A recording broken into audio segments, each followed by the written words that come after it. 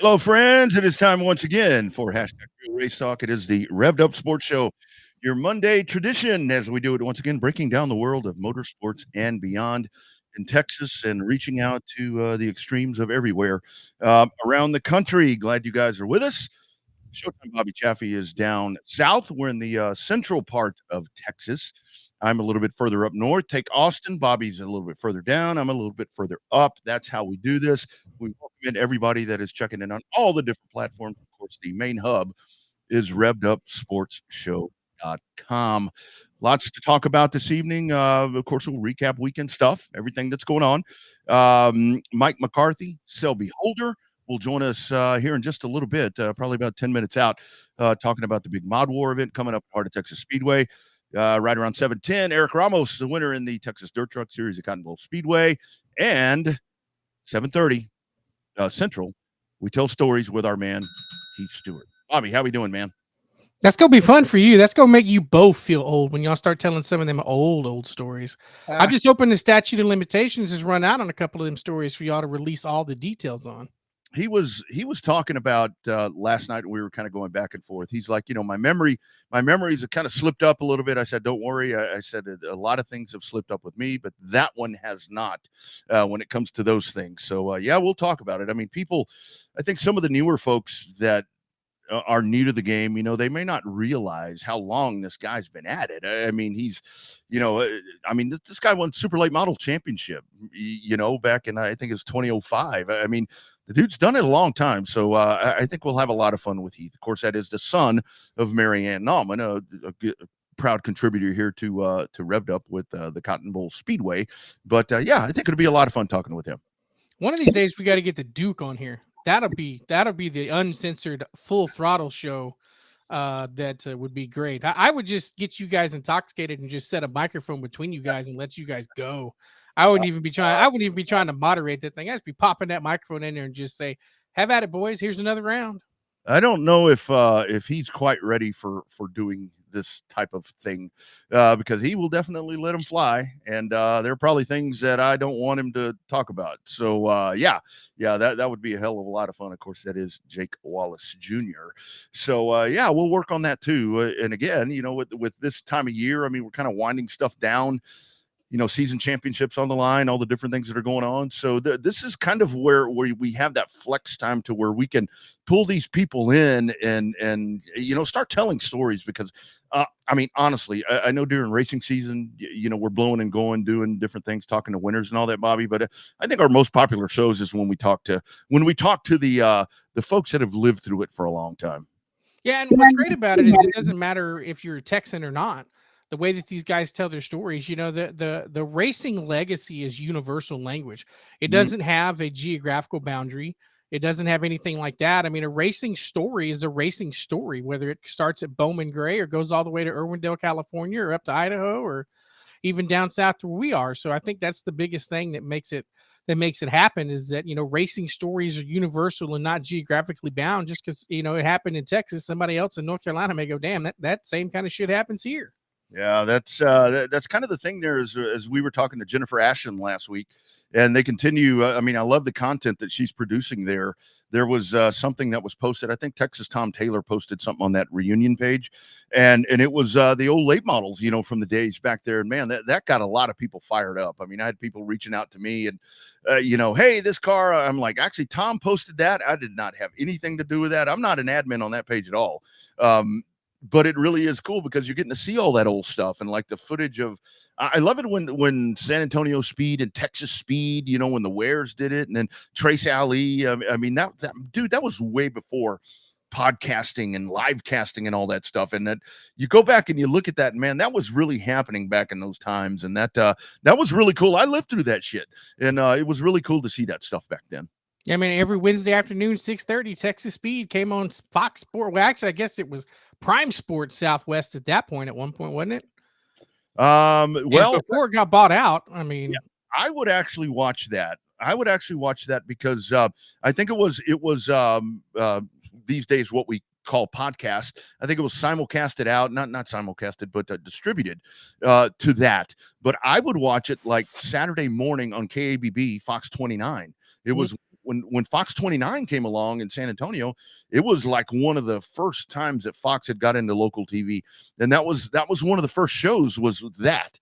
And God, man, that content was so damn good, man. They did highlights, they did all this stuff, and Trace Ali, man, that dude could tell some stories.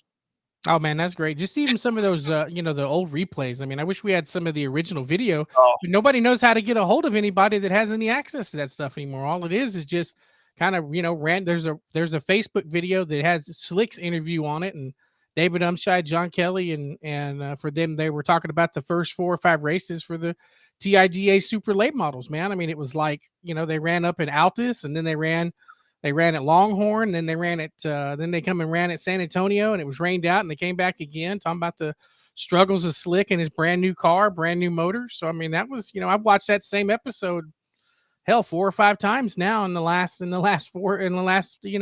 year and a half, 2 years. Every time it pops up as a memory, I keep sharing it, or somebody else will share it as a memory, and I'll watch it again. Yeah.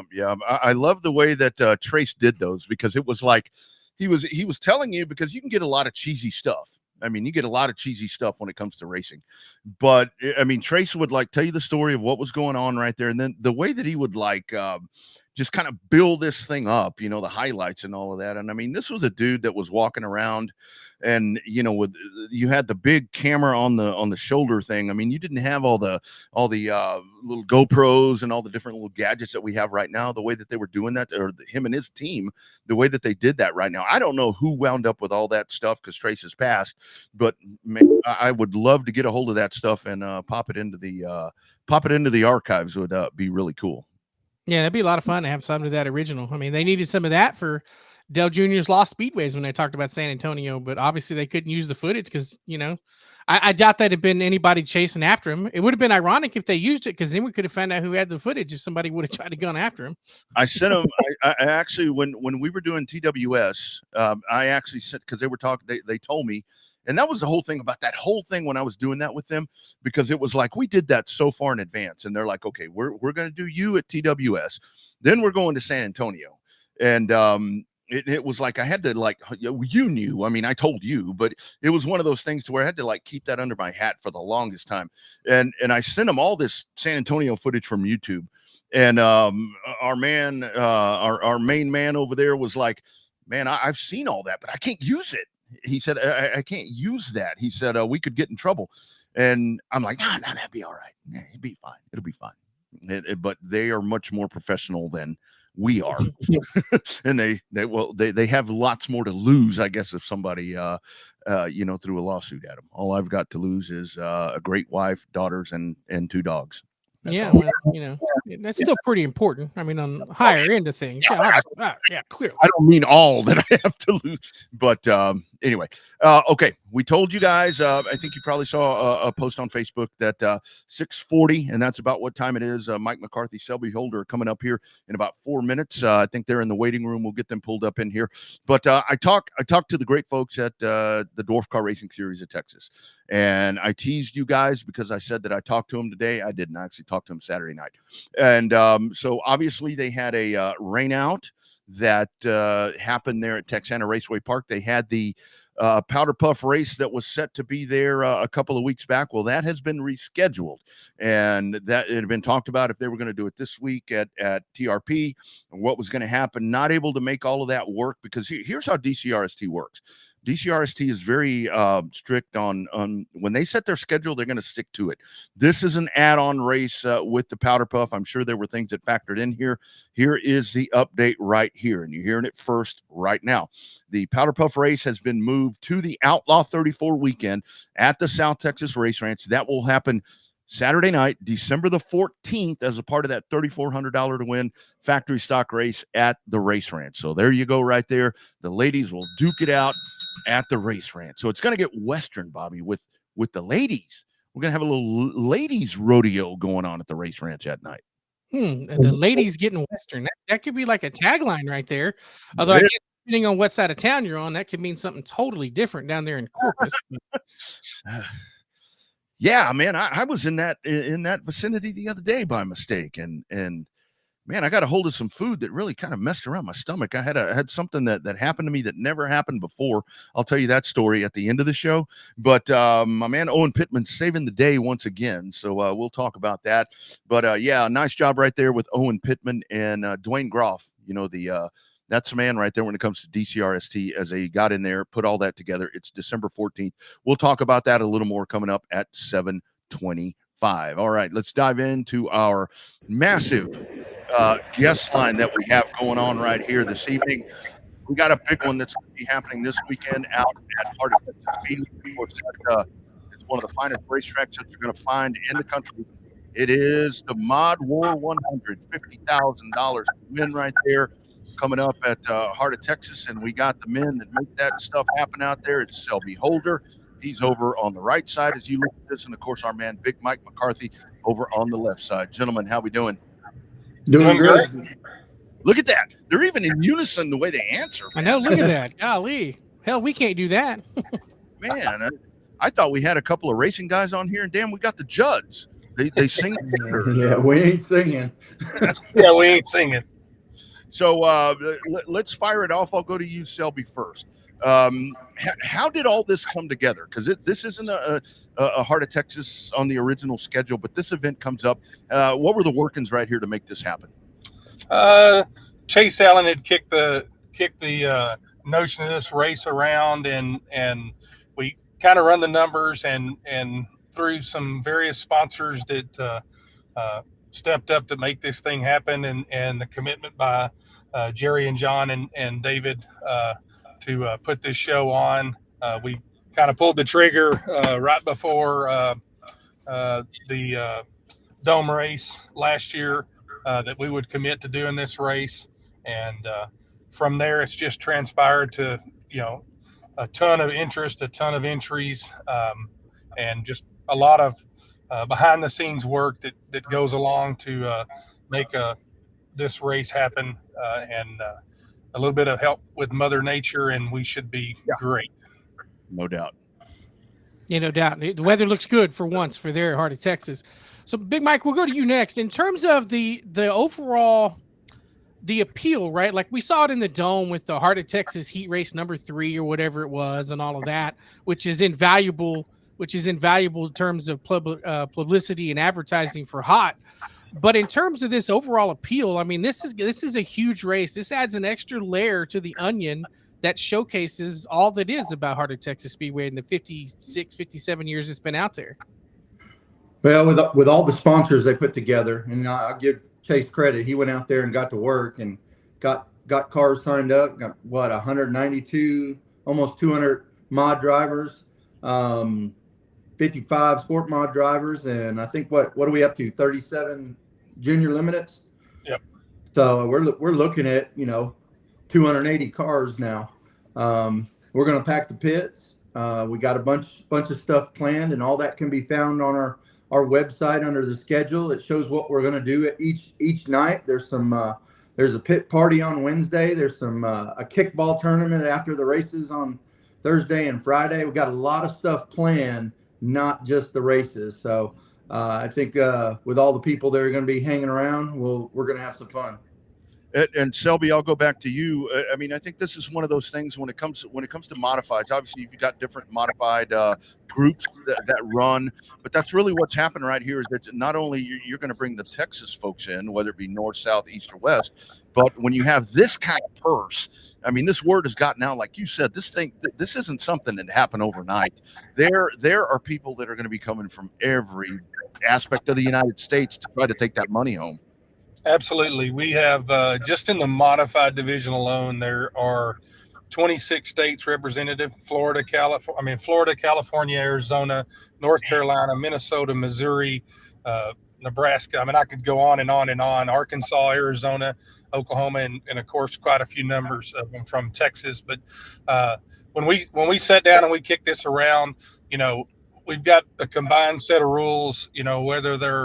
Whether they're an IMCA car, or they're a USRA or a USMTS or a UMP or a WSOTA mod or anything in between, we've got a good set of rules that I think is going to make it very competitive for all of them. And then, the good thing about it is a lot of the Texas guys have raced this track. A lot of the other ones haven't, but the hot shoes that are coming to try to tame this quarter-mile high bank, it's going to take them a little bit, and that's what Wednesday is for, is to give them a couple of hours of practice to do what they want to do. And then we're going to qualify them in. And then with the Race on Texas and Chris and the guys, they've stepped up, and, we're doing the King of the Kings All-Star race, capping off that Wednesday night before the pit party with, 10,000 to win, basically 20 lap King of the Hill type thing. So kind of who's the best guy out there today is going to be able to take home that cash.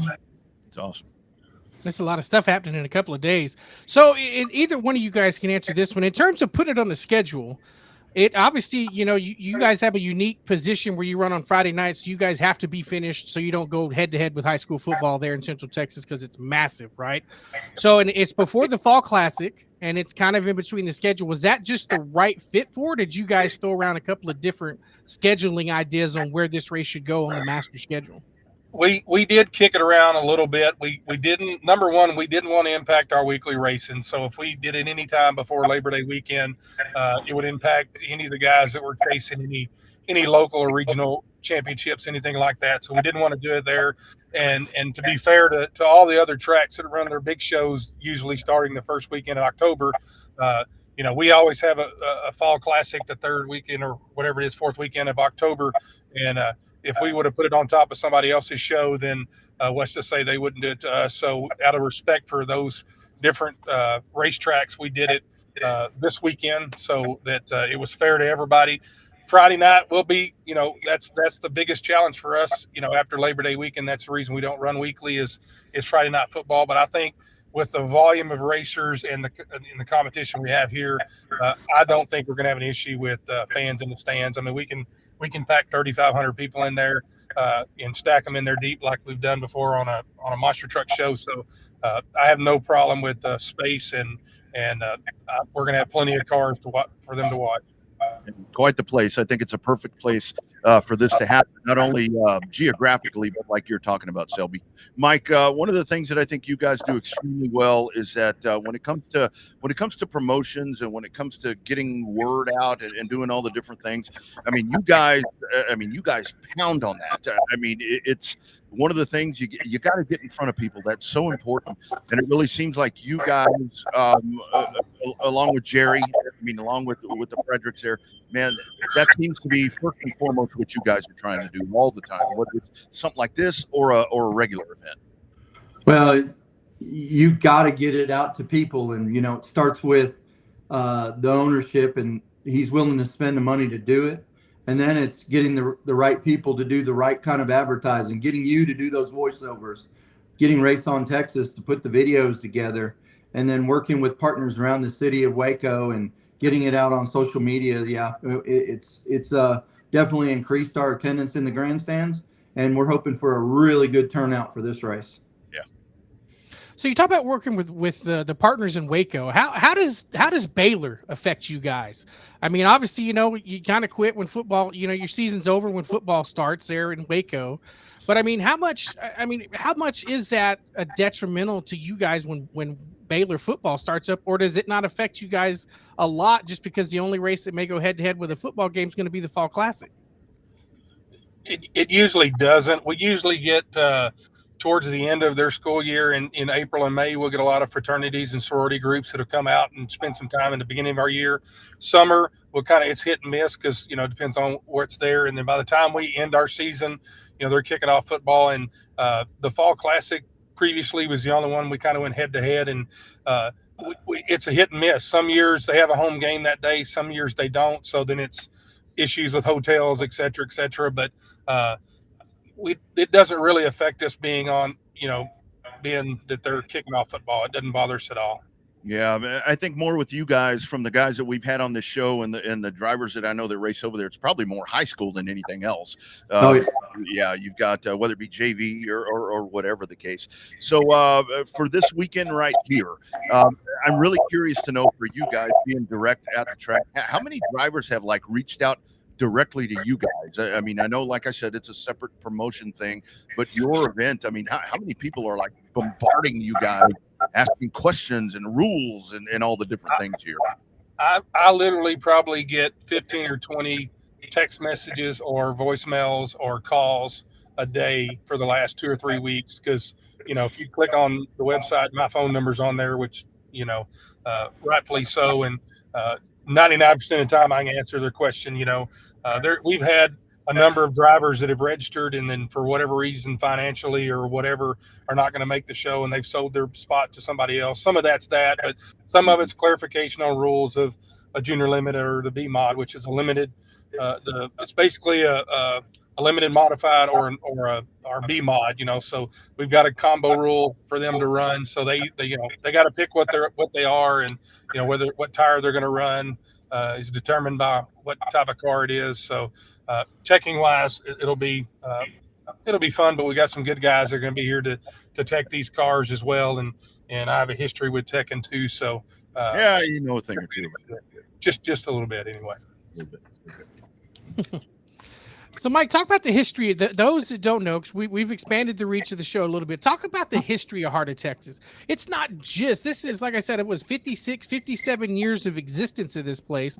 It is the Central Texas Speed Royalty Racetrack, is the way I like to call it. It's a palace because they've been running for a long time. It's one of the few racetracks in Texas that has a wall of fame there with all the past champions and special contributors. So those that aren't used to knowing the name Heart of Texas Speedway, give them the Cliff Notes version of how special that place is. Well, I'll start off by saying we have a full list and full wall of fame that we've got to find some more room for moving forward at this point, because there's been a lot of good racers that have raced on the track at Heart of Texas. It's not an easy place to win. You got to get on that racetrack and you got to figure it out. I've only seen a few people come in and race on that racetrack and first time out do real well on it. So it wouldn't surprise me if we don't have a local guy who's run quite a few laps do real well in this race coming up. That'd be all right there. That'd be really cool. Guys, before we wrap up, how cool for y'all that you mentioned Junior Limiteds a couple of different times right there. How cool that those kids get to be a part of this, because you guys just do one hell of a job when it comes to that class, because that's, like I've said, the class in dirt track racing, that's the one that's going to grow, something like that. How cool that those, man, this is a massive stage these kids are going to get to be on. How great is that for them? I think that's exceptional that you're doing that. Yeah, we kicked that around. Chase had called me and goes, "Hey, I'm thinking about, I want to add these guys," and we kicked it around and two things. One, we want to showcase their talents. These kids have raced hard, whether it's been at this racetrack or in numerous other ones. We started the Junior Limiteds here locally, and with 3 or 4 cars is all we had the first year, and this year we've had 18 to 20, and a lot of other tracks have picked up the rule package, and it's been consistent. We don't change it, but being able to be on a stage like this, being able to see the other types of cars that they could progress into, see their icons, talk to them, ask questions, shake their hands, take a photo with them, I think is fabulous and great. The parents, for the most part, have been great to us all year long. And as you've kind of coined them, the stars of tomorrow, 100% they are. They are. For sure. All right, guys. So where's the best place to get all the info for Mod Wars this weekend? Is it on the Mod Wars Facebook page, y'all's Facebook page? Where's the best place to go for all the latest updated information that should not include a rainout for once here in 2024? No. If you go to the Mod Wars Facebook page, every bit of that information is there. Every bit of the information is on our website. Each day's schedule is on our website in the order in which we're going to do it. The racing events, I've updated that yesterday to make sure everything was up to date. There is no modifications or changes at this time. Weather would only be the thing that would impede that, but weather looks great for us to get this event in and crown us an inaugural, Mod Wars 100 champion come Saturday night. Gonna be a good one. Lots of money. Do you have something, Mike, or who was that? I thought I heard somebody say. Yeah, I'd like to list some of the sponsors. Chase put a bunch of sponsors together for this. Three platinum sponsors is, of course, Race on Texas, Wildy Arms, and EMG Fleet Mechanical. Our pits will be taken care of Smiley's. They're going to be they're owning the pits, and they're going to make sure all the racers are taken care of. The Gateway Dirt Nationals, David Leach Construction, and JBC Construction Equipment, and Hawk Farms. And then we got a list of heat race sponsors: Dirt Defender, Speed Secrets, Weir's Machine, Penske Racing Shocks, Kaiser Manufacturing, Day Motorsports. The folks down at I-37 are having a $10,000 to win, and they're going to sponsor heat race number 1. When is that race? Down in December. And then Hoosier Tire Southwest and Abilene Race Rats. They're all on the list. And then our yearly sponsors are all listed on our webpage. We want to call out Jim Turner Chevrolet, BYOT, and Phil's Trailers. So make sure you go out there to all those businesses and support them, because they definitely support these big races. Absolutely. A lot of great folks that make it happen, and it does take a lot to get that done. Guys, good luck on this. Weather's going to be great. I know you're going to have the rafters full. Looking forward to checking it out, guys. Best of luck, and thanks for checking in with us tonight. All right, guys. Thanks for having us on tonight. You bet. Take care, gentlemen. Bye. You bet. There they go. Like I said, a little partial to that place right there. I mean, I've back when I really didn't know what dirt track racing was, that was one of the first dirt tracks I ever went to. And man, I got to tell you, Bobby, if this is going to happen in Texas, there's really not a better place to do it.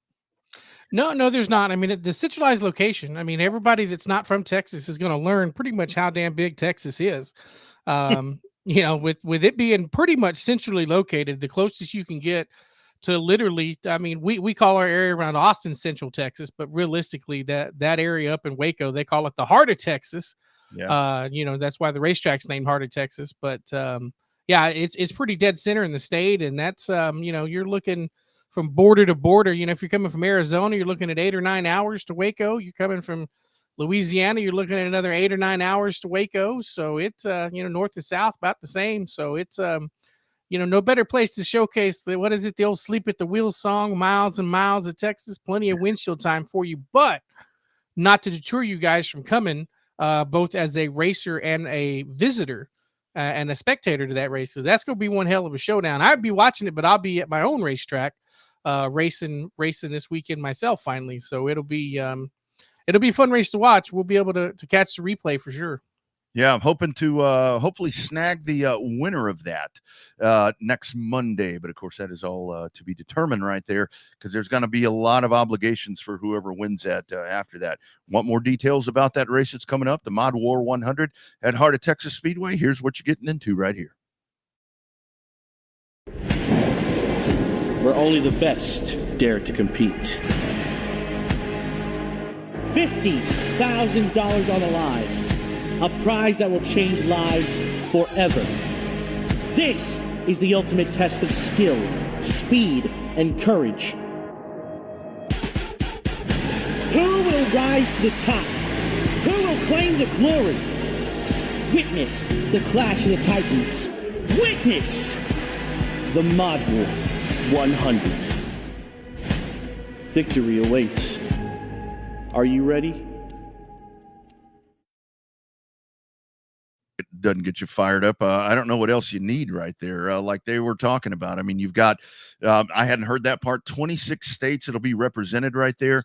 And for all of those guys and ladies to make their way down here to Heart of Texas Speedway, that if you're going to be traveling 35, I've talked several different times here lately that traffic is better in Waco. I have a feeling Friday and Saturday, maybe even Thursday, because they've got the free pit party and all that. I have a feeling traffic could be a little bit of a bitch once you get a little bit further past Waco. Because if you're traveling to they say Waco, but it's actually about 6 or 7 miles past.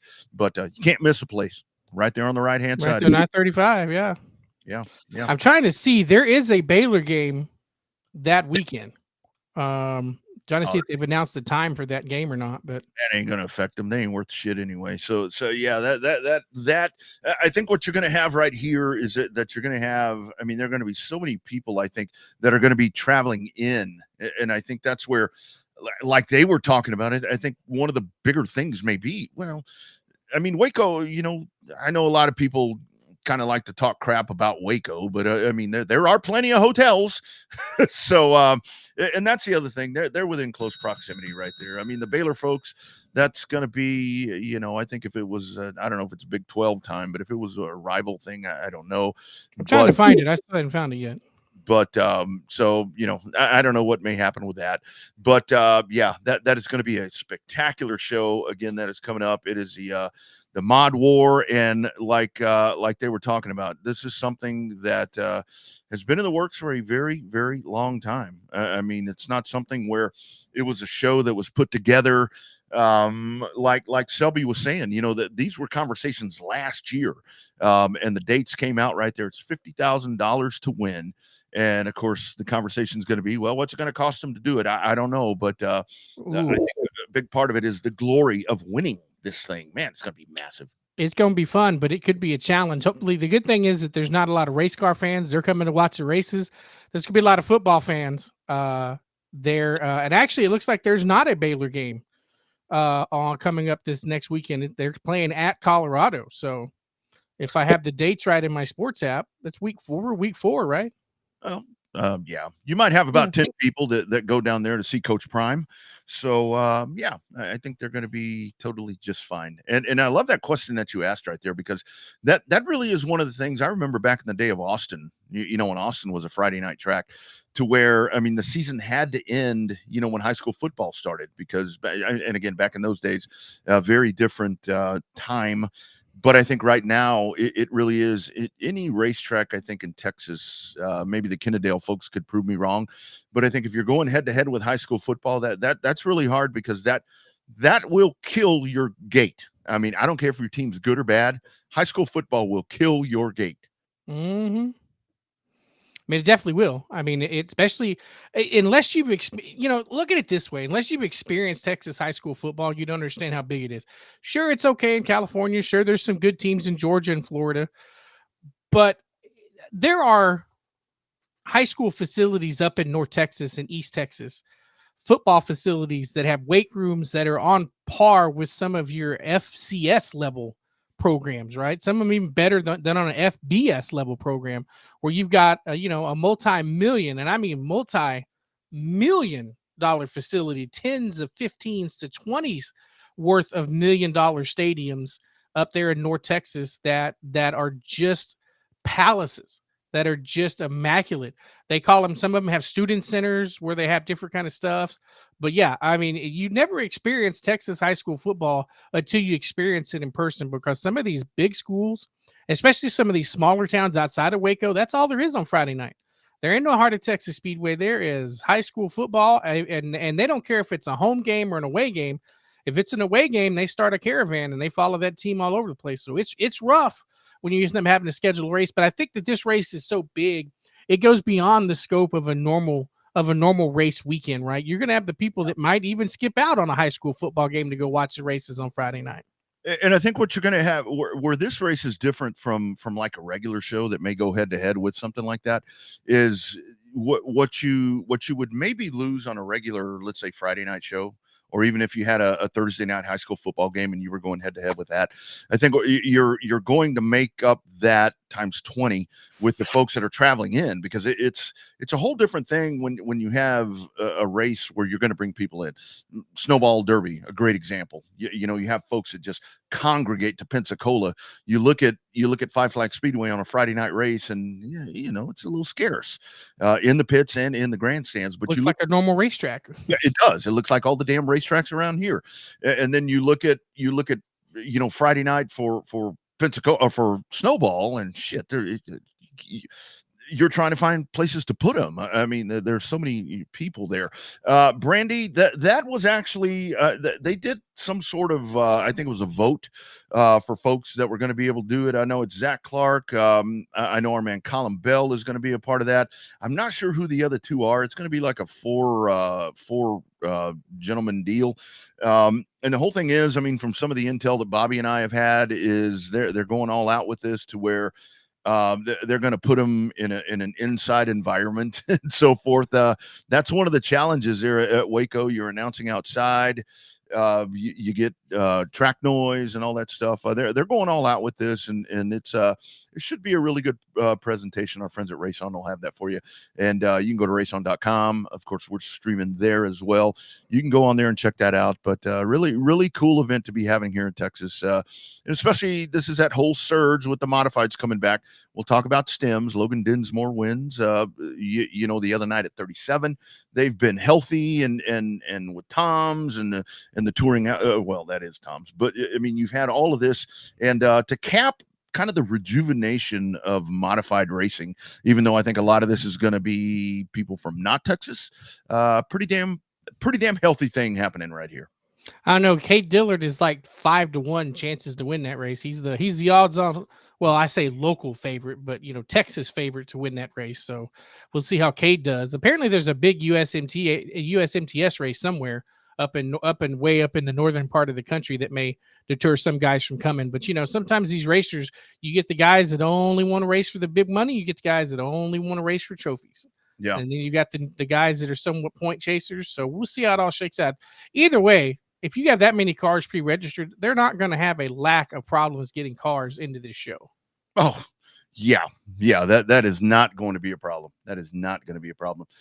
We've talked a couple of times about Texana Raceway Park. That's coming back on Saturday. They're going head to head. Bobby will be in Edna. I'll be in Houston. All of that going on. But of course, I mean, full disclosure, all the eyes are going to be on the Mod War event happening there at Waco. But talking about Texana, we can talk about it more in depth, and we'll run this at a couple of different times. But here's what you have happening at Texana Raceway Park this Saturday. Texana Raceway Park roars back to action Saturday night, September 21st. Hobby Stocks race for $1,000 to win. E-Mods race for $600 to win. Also on the show card, go-karts, limited mods, factory stocks, and the micro mods. It's fun for the whole family. $1 hot dogs, $1 sodas, kids' car rides during intermission. Adults, general admission, $20. Senior military, $15. Children 5 to 12, $2. Kids 5 and under, always free. Gates open at 5. Racing starts at 7. For information on payouts and rules, find Texana Raceway Park on Facebook. Drivers, no registration fees for the final 2 races. Bring your car, bring your family, and have a great time in Edna, Texas. Come on down to Texana Raceway Park Saturday night, September 21st. I'll add, bring your mama. I like that. All right, bring your friends, bring your enemies, bring somebody with you, because it'll be a hell of a night down there in Flag City, USA. Yeah, bring whoever. And again, that's September 21st coming up on Saturday. Be sure and try to make if you're further down south. I mean, this is more Corpus folks, I-37, you guys, Cotton Bowl friends. I mean, if you're not going to Waco, try to get yourself down there and support that racetrack, because it's like we said, this is a racetrack that is trying to trying to get themselves back in order for what's going to be going on moving forward. And I think if you go out there and you support them and you give them a great count and you get a good car count and all this stuff, I think this is probably something that Cord and whoever's going to be the next people in line, if they see that, that's only going to make them say, okay, this is something we need to keep investing in. Yeah, I mean, it's definitely, it's no doubt, it's not I mean, it's not so much an experiment, right, if you will, with they've got a proven formula that has worked in past times down there at Texana. So it's a proven formula that's worked. So they're working on some stuff behind the scenes that I've been privy to. We'll have a lot of good times down there this coming up weekend. Got some good names coming. Like you said, Mod Wars is going to be the one that's taking all the headlines and all the stuff like that. But it'll be Edna, Texas's chance to shine down there at Texana Raceway Park. So it should be a lot of fun. Looking forward to it. You damn right. It will be a good time. We'll run that ad here in just a little bit later on, kind of refresh your memory right there coming up at Texana. All right, let's dive back in as we go back to our guest plethora that we have. The Texas Dirt Truck Series heading out to they were actually at Cotton Bowl Speedway this past Saturday night. And yet another good race, massive car count or truck count, I guess it is.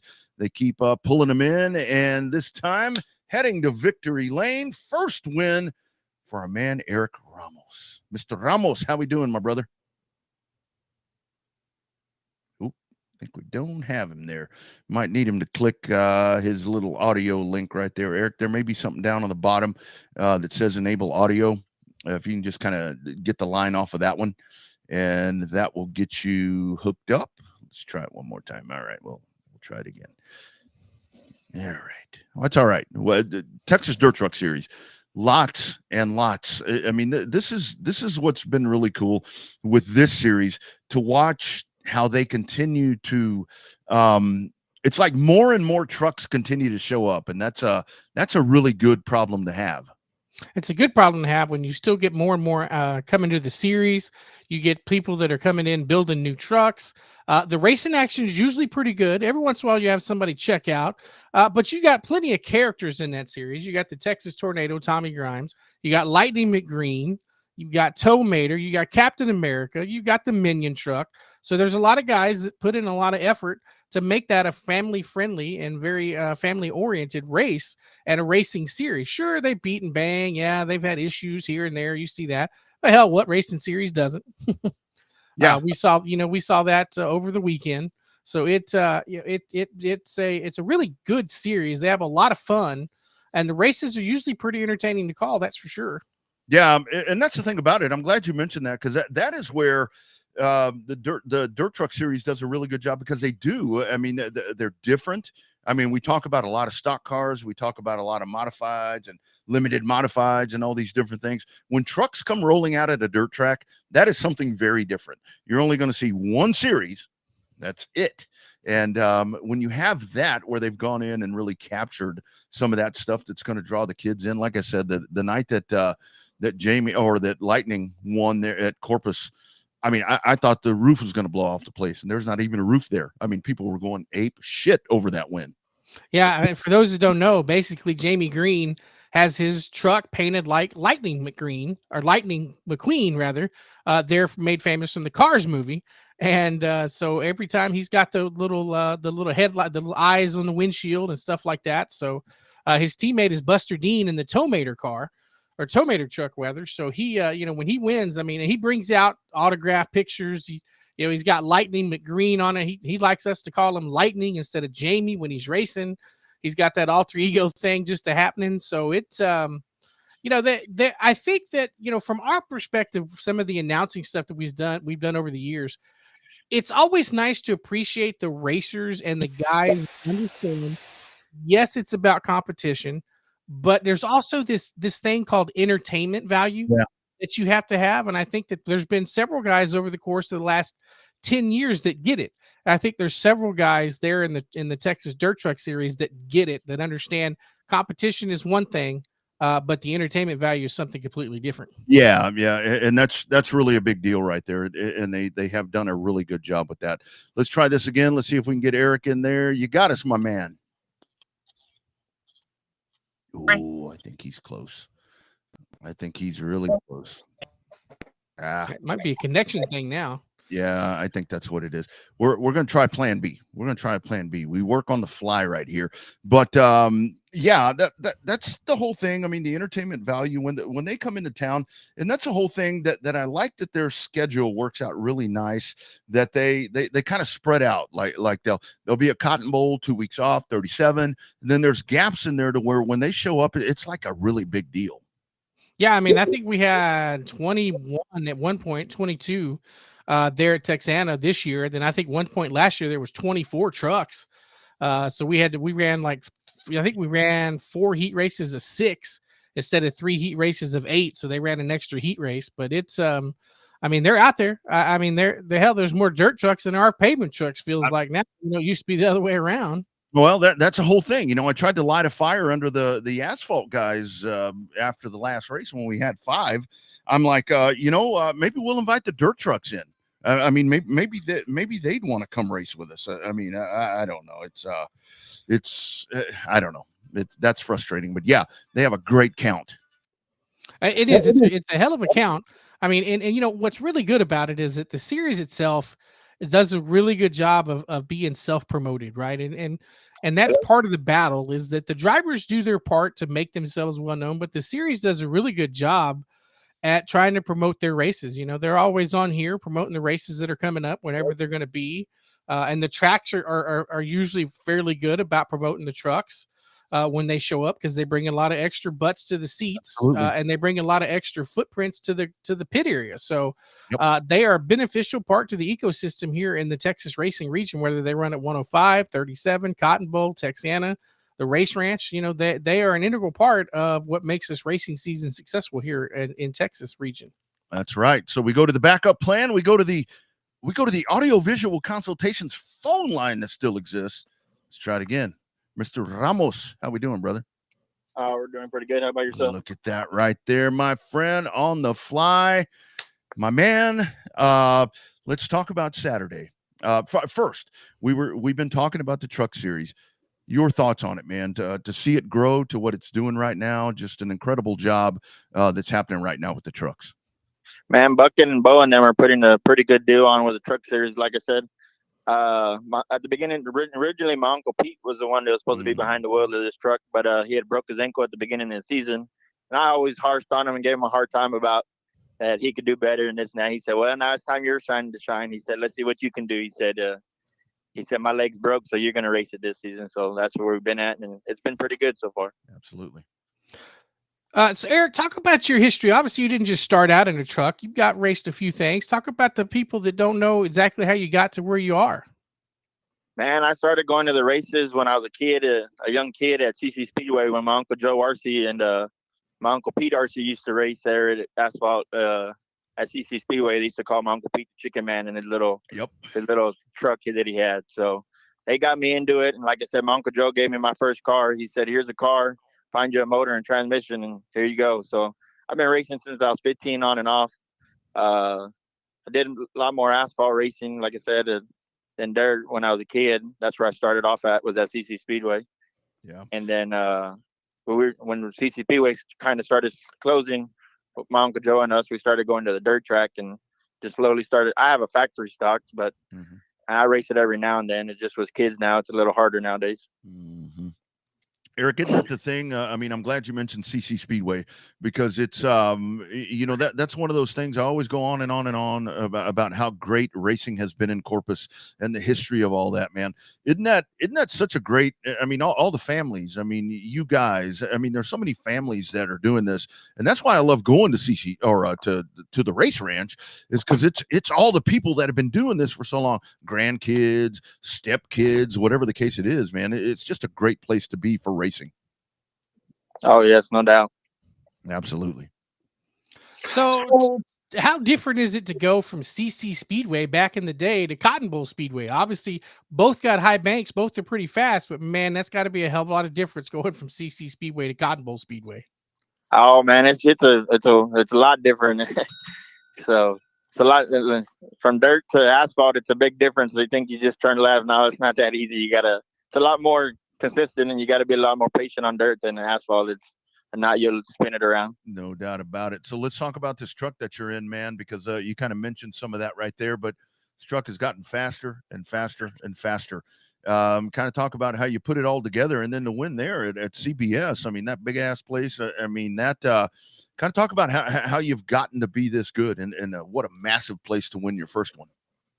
Oh man, we just like I said, we've been working on it consistently. But at the beginning of the season, we had a rough season. The first race was at Cotton Bowl, but before that, they had a play day at 37, and I told my uncle, I said, well, let's go try over here. Let's not drive all the way over there and we break something. Well, good thing we went to I-37's play day because we ended up blowing up his crate motor in practice that night. So, and then I had a backup motor that I had in my factory stock.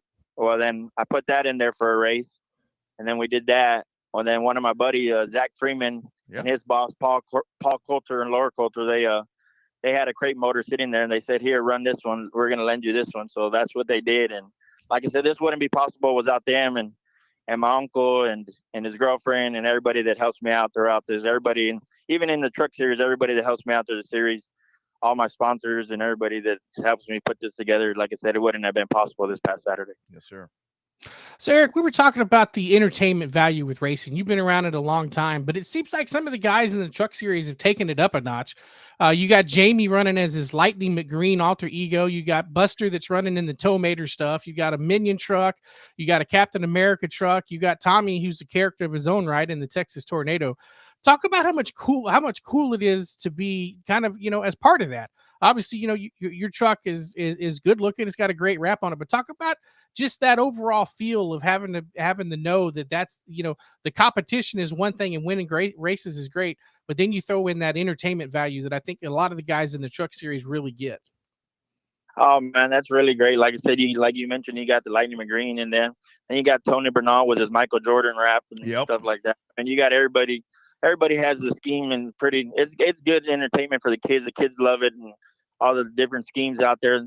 These are the first class guys, man. They're fast. They're no joke. Like I said, we've been working our butts off to keep up with them, and to finally put one on Victory Lane, it really shows that we've been working hard at it. Ain't no doubt about it. Eric, do you get a lot of folks that walk up after the races? Because like I was saying, there's a lot of stock cars, there's a lot of modifieds and all the other shit. But I mean, you guys, when y'all show up, it's a truck. Ain't no other trucks there. You guys are the only ones. You get a lot of people that come up after the races and they're like, man, maybe they used to go to the pavement track and they're like, man, we missed the trucks, and they want to sit there and look at them and see if it's like the truck they drive. Is that something that brings people to the pits afterwards? Oh yes, sir. You see all these kids coming up to all the truck drivers that we have in our class, and like I said, you see all these kids with a Minion, like you all mentioned, the Minion, the Lightning McGreens. The kids, they like all that, and then get hero cards from other drivers and stuff like that. It's real great on kids, and like y'all said, it's a growing series. We're working on it. Like I said, everybody's working on it. It's a great series. I like it. This is my first year in it, and like I said, this wouldn't be possible without everybody that's helped us. That's right. So talk about the preparation with the truck, dude. Is it one of those where the body doesn't matter as much, or shape of the body? Is it still, I mean, is it easy to set up like a factory stock, or is there a total different science to try to set up one of these trucks? I'm guessing, and well, in the factory stock, everything's pretty much stock. You can't mess with it. I'm gonna say it's more like a street stock because you got your weight jacks in the front and you got your weight jacks in the back. You can play with it a little bit more. So I think it's a lot similar, closer to a street stock than it is compared to a factory stock, because you could play with it and adjust with it a little bit more. Yeah. It might not be as aggressive as in a street stock, but it's pretty close in my eyes. Yeah, no doubt. Eric, got to ask you, man. So how cool is it going to be when you win one at the race ranch? Because the history you talk about with Corpus, how great is that going to be? Because you are. I mean, you should have won one already. When you win one there, how badass is that going to be?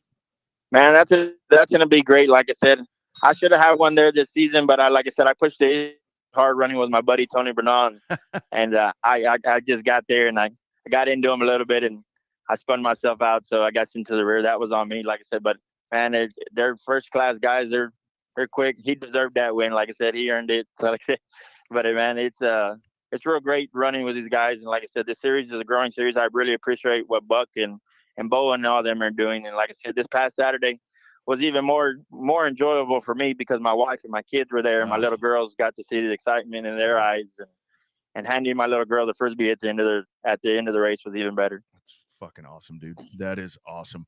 Next race for you guys, Texana, right?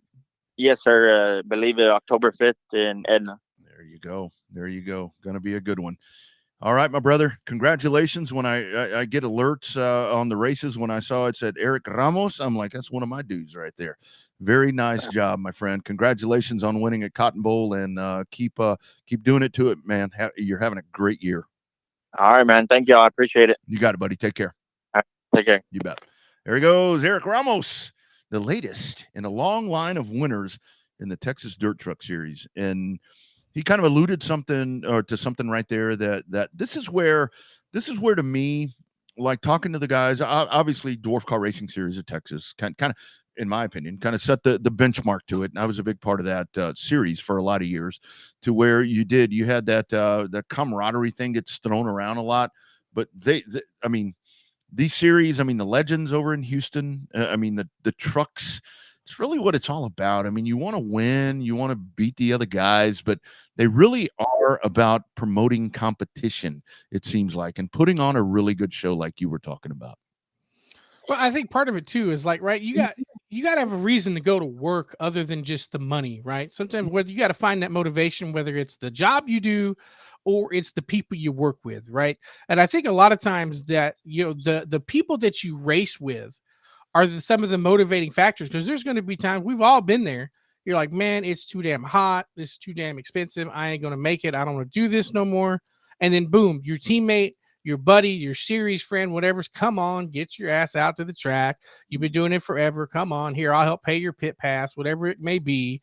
You know, when the family comes together, you're more apt to try to continue to race at it. And I think that the truck series is one of those closer knit racing families where I think that it shows, you know, they're close. A lot of times the races are close. You'll get one or two races where somebody checks out, but that's normal. That happens. But I think that the guys are all pretty close together and pretty close knit. Like you said, you know, they all come together. You know, if they need something, you know, we've seen it in the past where somebody needs a motor, somebody else will give a motor, or a backup motor here or there, a shock, a sway bar, whatever the case may be. We've seen it all over the place. And it feels like the truck series still has that it factor, if you will, about the other reason on why you get into the racing and why you continue to go racing. Yeah, there's no doubt about that, and they really do. I mean, they do a great job, and it's been really fun to watch Eric, because you know, like you said, like you asked him, and then he talked about it. He's been around for a long time. I mean, it's one of those things to where it's like, but not in this series. I mean, not in this division. And it's like, you know, folks may see him and it's like, oh, it's a new driver. Well, no, he's not a new driver. I mean, he's come in and they have really done their homework, and they have this thing put together and just doing really good things. And I think I'm glad that the truck series has gotten to where it's gotten, because it really looks like moving forward. I mean, that's one of those things where I seriously question, and Buck and these guys, I've never said this to them, but as this thing started out, I mean, I'm like, I really don't know if this concept is going to work, but I'll be damned. I mean, prove me wrong. I love it. I mean, they are just blowing it out of the water right now. It's been what, 4 or 5 years now since it started, at Yeah. least. Probably, I think it started before the pandemic. Mm-hmm. So I think they've been in operation, you know, 4 or 5 years. Hell, maybe even 6 years by now. Been around a hot minute. Yeah, they have. They have good stuff right there. Quickly checking the text line before we jump over to Heath Stewart. There's Buck checking in. Congratulations there to our man Eric Ramos. A really good job right there with him, and wonderful group of racers. Yes, absolutely, they sure are. That is what it's all about right there. Again, before we dive in with Heath, as promised, once again, if you missed it on the get-go right there, the Powder Puff race for the Dwarf Car Racing Series of Texas that was scheduled for a couple of weeks back over at Texana Raceway Park. They got affected by the weather. That has been rescheduled. New location. That's going to be over at the South Texas Race Ranch, a part of the Outlaw 34. So, and that's not a DCRST race. That is only for the ladies. And that was one of the things that Dwayne was really clear. And I think I've heard Rachel talk about it, to where they wanted to be really clear to where this was all about the powder puff, not the guys, not any of that. And I think on that platform, being a part of that race where factory stocks are going to be coming in, and it's not a night consumed by 8 or 9 classes. I think that's a great night to be doing that. It's going to be a lot of fun down there in Corpus. Those season-ending races they've got, the South Texas area has a lot of really good racing action coming up. When you take in the shootout, you got the shootout coming up, and then you get Thanksgiving off, and then you go down to I-37 for their big Money to Race win. Weekend after that, boom, you're down there down at the race ranch for that big race. So keep your calendars open. If you're not going down to the Derby, keep your calendars open for a couple of race weekends coming up in South Texas at the end of November and the first part of December. That's right. Thanksgiving at the ranch, and then post-Derby at the ranch over in Corpus Christi. All right, let's dive in. We're going back in. We're going audio only right here. We're doing it 2 times tonight. See, we can still do that. We still have that technology to be able to do that. Diving in, talking to one of our favorite dudes. I mean, one of my favorite guys. I chased him for a lot of years and learned a lot of things from him. Going to jump in and tell some stories. It is our man, Weberville, Texas, now where he resides. Heath Stewart, how we doing, my brother? Pretty good, guys. How y'all doing? Doing well, my man. What's going on this evening, man? What talk about your race weekend? You race this weekend. How'd it go for you, man? We didn't have a bad weekend. Finished second, not exactly what we wanted, but it's better than we've done the last few races. So the car wasn't tore up and no damage. So it was a pretty good night. That's the main thing. So we were hoping you'd be, actually, let me phrase that. I was hoping that you'd be on video, Heath, just because I could want to see you and Rodney blush at the same time if we hit one of the old stories that neither one of y'all really wanted to tell. So anyway, but it's fine that you're on the phone. We still make it happen the old school way. So Rodney and I alluded to at the beginning of the night that you have raced for a long time and you've raced a little bit of everything. Thinking back to your archive, what is the first memory that you have of being at a racetrack? Do you remember how old you were and what you were doing? Oh, I think we lost him. We'll get him back right now. There we go. I think we got him. You there, my man? Nope. One more time. I heard him blip off, but all right, we're going to do this, and then we're going to do that. How about that, Heath? We got you, man. Okay, well, we're going to try it again. We're going to try it one more time. We lost him there, but stand by. There's a good look right there at Heath's car. And,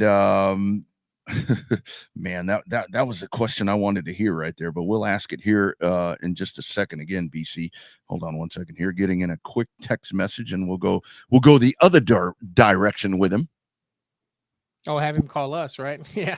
Yeah. Every now and then, that's a whole thing. That's why I don't get rid of the good old Revved Up hotline, because you never know when you're going to need it, depending on some circumstances. So we'll wait on Heath here in just a second. Well, if he's in Weberville, he ain't got no internet service and cell service anyway out there. So yeah, well, that's all right. We'll try the backup plan and see if we can get him. And as a matter of fact, I see the old hotline hitting it up right now. So we'll try it once again. Heath, do we have you, my man? All right, I'm here. Look at that shit. How about that, my friend? All right, Bobby, try it one more time, dude. Bobby had the first one out of the hole. I had the good one. So I don't know how much you heard for it before, but I'll repeat the whole thing. So Rodney and I were talking about it before the show, when the show first started, that you have raced a little bit of everything and raced a long time, and your family's been involved for a long time. So if you can remember, what is your first memory of being at a racetrack, and how old do you think you were when you had that memory?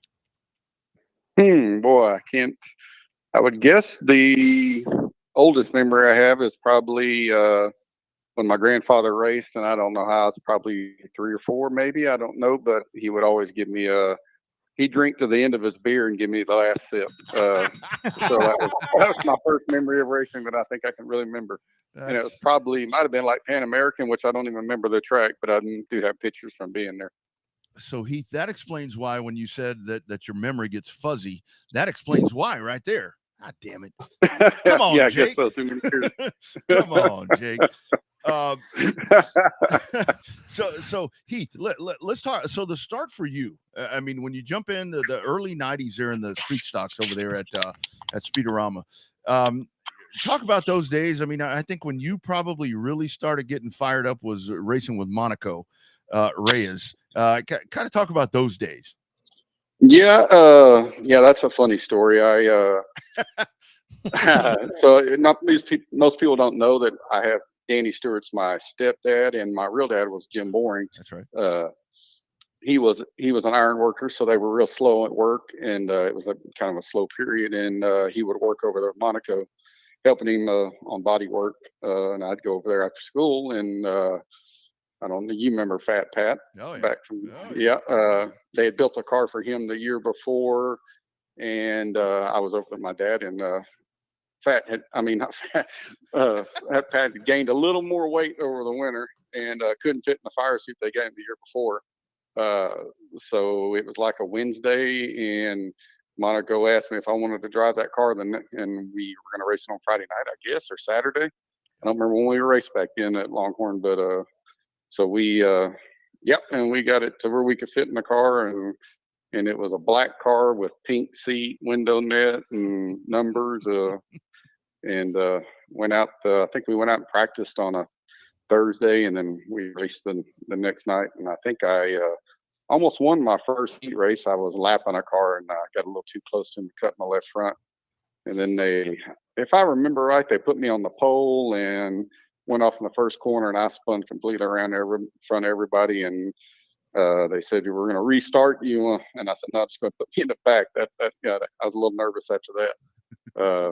But that was back when we had some major car counts. I mean, we'd have to run B mains, and that was a lot of fun back then. Sure was. So you talk about that though, like obviously racing got more expensive and the purses have stayed the same, and we've had that discussion here and there, and everybody else has. But we often talk about on here the good old days, right? When you were in it back in the good old days, you didn't know it was the good old days. You were just racing because it was a lot of fun. How much different has it changed from back then to now? Is it still the same basic concept of going to the racetrack, competing, and having the good camaraderie with your competitors and your friends and stuff like that? Or was it different back in the day versus what it is now?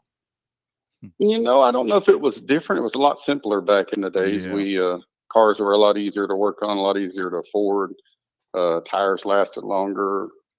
And one of the downfalls of asphalt was all the classes going to radios and mirrors, but we didn't know how good we had it at Longhorn. I mean, we were ready for Thunder Hill to open up, but we lost something that we could never replace. Mm-hmm. So that was tough because looking back, that was hard, fun track to race on. And same thing like going to Corpus, just tight and hard racing. So it's changed a lot. And then since I went to dirt, it's more like it was when I first started racing. You show up on Saturday, you get 2 practice sessions on asphalt back then, I think, and you raced. And, it got to where it was just too hard to go on Fridays and do all that. So when I went to dirt, it was a lot simpler, especially with my daughters. And then when Taylor started racing, it definitely the timers got a lot harder to squeeze it all in. So I've had a good time with dirt. Yeah. That's one of the things with asphalt. I mean, it's like you're there all day. I mean, come on. Yeah. And a lot of times you're sitting on your hands, not doing anything. You're playing with yourself. It's like, come on, man. Yeah. I mean, what are we supposed to be doing here? So kind of, Yeah. So let's, talking about with Monaco and everything that you did there, let's fast forward to 1995. That's when I started over there full time at Longhorn, and you were in that green 32. Talk about that year, man. That car, son of a bitch. Heath, there was a race. I started on the pole because I was not any good. And finally, I'm getting my shit together. I start on the pole. I have this thing won. I'm like leading by many, many laps or many, a straightaway. The caution comes out at the end, and I'm like, I'm still going to win. We got like 3 laps to go, and there you go. I'm like, come on, man. Talk about that year, dude. That car was amazing. Oh, that was a fun car to drive, and my dad was just a master at setting them up. I mean, with the stock suspension. Yeah. I mean, I think that was what 95, the first year I built the car, or that's the year I won the championship. So 94 was my first season in the car. And I don't know if you know a lot about caster, but when Danny started me out, he run me with negative caster.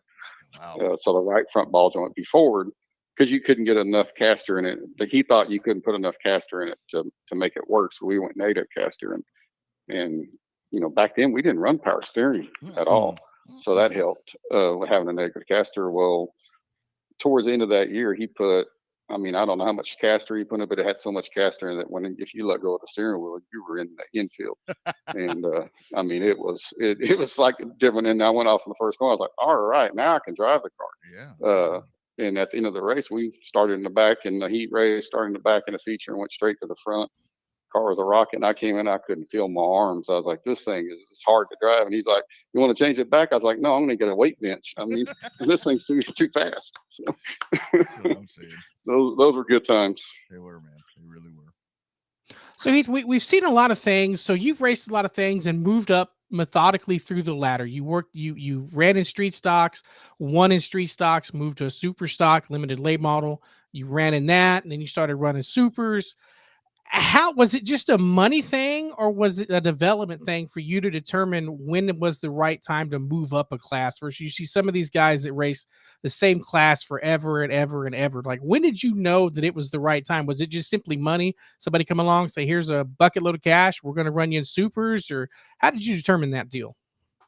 I don't think it was a money deal. My whole deal has always been that I start out with the minimum equipment I can have for that class because I just don't have the money to do it. And then it takes me a few years to get everything I really need. And then I finally get the car to where it's fast. And then I not get bored with it, but I feel like I need to go to the next stage. And every class I've ever done, it's always taken me 2 to 3 years to get what I need. And maybe to get my, adjusted. I'm not a quick at adjusting to the different driving styles. So, but moving up was just because I guess looking for more of a challenge when I felt like I had it, figured out, and then we move up. So I've been stuck in these sport months for a while now. Hadn't quite got there yet. You'll be fine, my man. So you win a super late model championship. Talk about that. That season. You were just the mark of consistency. You were, and that was, that's back when, super late models around here were loaded, and you were just so good. And then at that final race, if you remember that, that final race when you win that championship, not a very easy thing to win that title that night. No, that was an interesting weekend. We had the double features. I don't know if we had a makeup race or what it was, but we had double features. And the first race, somebody blew a tire, and I saw him happen, and he was up against the fence, and then he come across the track and drove straight over the front of the car, and which is an interesting story because we had made a hood for Kevin Soberg that had cancer. And all the drivers signed the hood on the car, and we were going to give it to him after the races. And it took out both fenders, the bumper, everything was taken out. The only thing that survived was the hood. It didn't have a piece of damage on it. So I think I went in the pits, and they pulled all the front end off the car. The suspension and stuff was fine on the car. It was just all cosmetic.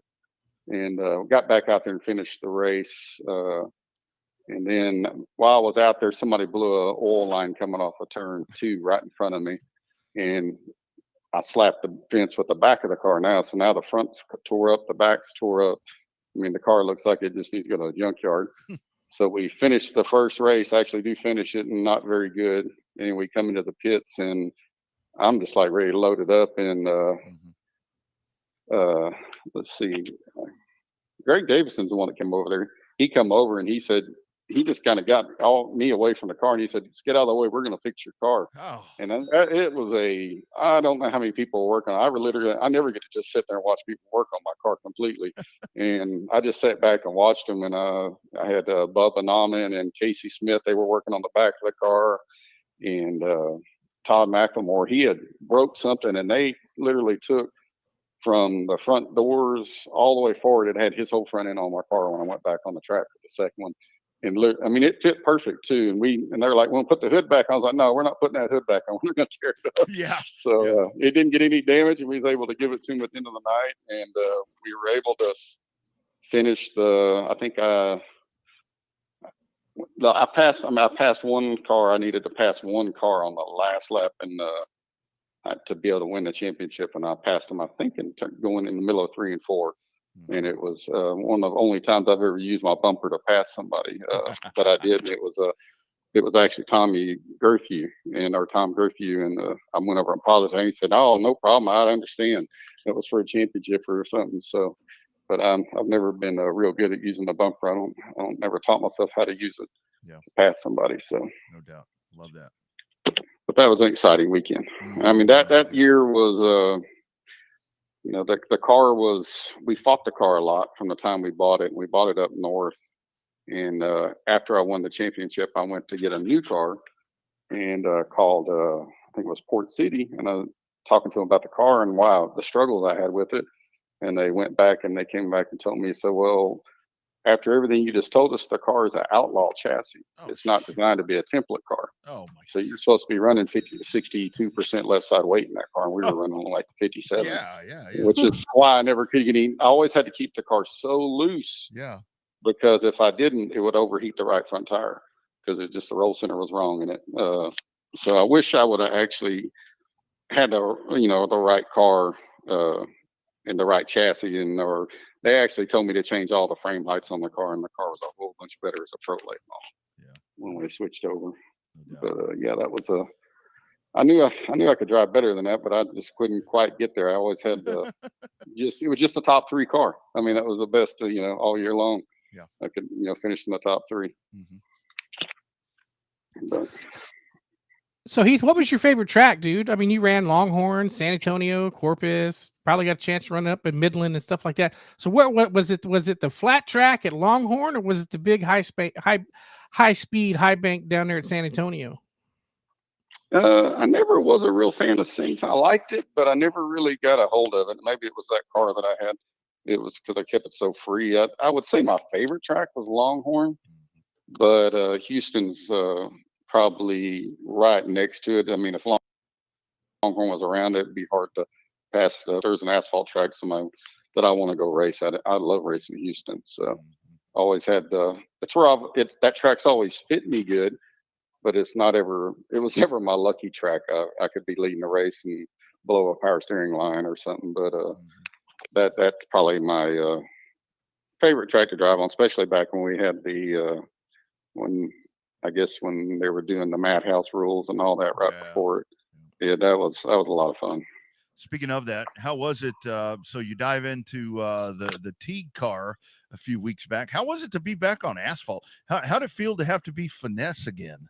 I thought it was going to be kind of weird, but it took about a half a lap, and I was right back to where I felt comfortable in it. It was fun, and I had a good time doing it. It was hot out there. I mean, I think I picked the hottest weekend to go. But yeah, I had a good time in it. I wish we'd had more cars to race against. But yeah, that was a lot of fun. Yep. So Heath, I had this unique question for you, and I always ask this with the multi-generational racers. Did you have more fun racing with Danny? Did you have more fun racing with Marianne, or do you have more fun racing with Taylor? Which part of it do you enjoy the most, or are they all the same? With Taylor, I have a lot of fun. I'm really nervous. I pace around, and I'm ready for the race to be over as soon as it starts.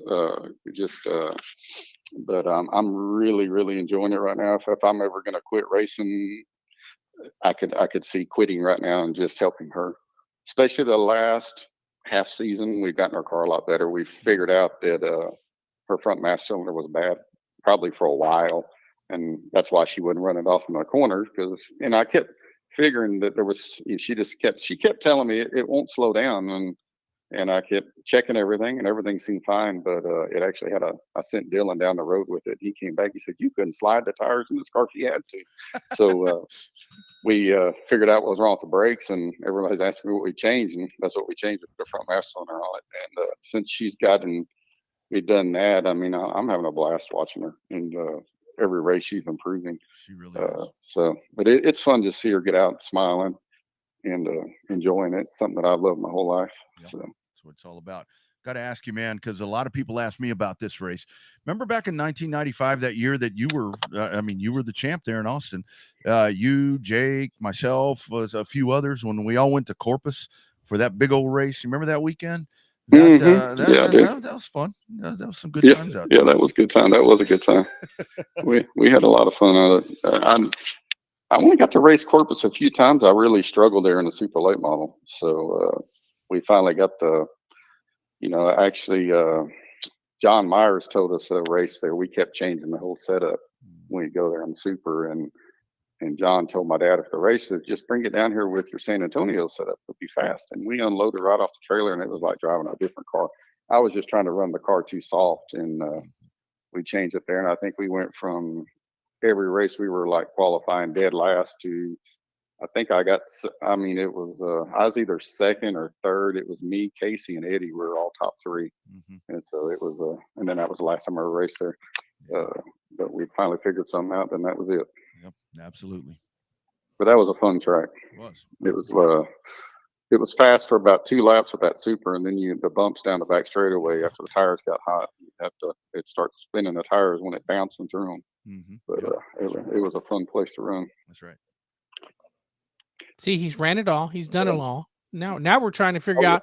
So what was your favorite car? I mean, is it all the way back to the street stock back in '95, or did you like your limited late model? Was it your super?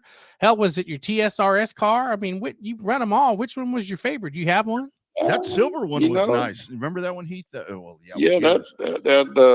Firebird. That was my favorite car.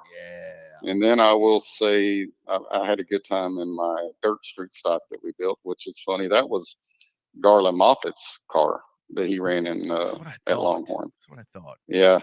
I got it out of a field, and we turned it into pure stock, me and Tommy Dubach. So we and then we just kind of converted it. It started out as a pure stock, and then we just turned it into a street stock. Tommy left on a Saturday after the races and came home, and it was a pile of metal on the track. I was sitting there on the floor, and he thought, there's no way we're going to put the same back together. But that was a fun car. But I can't beat the Firebird in my limited. That car there was a good car. It was easy to drive. My dad was building it for himself, and I moved up from the street stocks, sold my street stock, and then he gave me that car, and we finished it. It was a challenge to figure out. It's one of those cars, like the first season and a half, I wanted to quit. And then once we got it figured out, and it was a brake issue that we were having on it. What it was is the rear brake line where you got the rubber line and it's got the T. It was never fully drilled out by the manufacturer.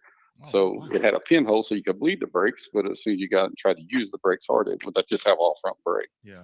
So once we figured that out, that was a great car. That's crazy. My turn again? Or you turn? No, Rodney's over reminiscing about the good old days. He's got that stargazing in his eyes. If you catch him, he's gonna look up on the wall because he's got some of the old pictures in the studio, them old Novas and that black Camaro that he loved so much before he tore it up in San Antonio. 32 passing me. It's that green 32 going by. So I remember me and Rodney went to a NASCAR race together years ago. Remember that in Atlanta? Remember, you and I had never flown before. Remember that? Nope. Shit? Yeah. When we sat in first class, they put us in first class. you remember they put them towels in front of us, and I'm like, is this a fucking tortilla or what is this? Yeah, we didn't know what to do with them. That was funny. We started looking around to see what everybody else was doing. Yeah.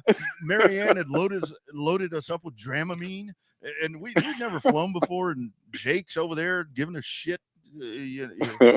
Oh yeah, dude. Yes, yeah, that was a good time. Almost forgot about that. I don't even know what year that was in. Oh, dude, it was 94, 95. Something was it? Heath, you mentioned earlier about Thunder Hill.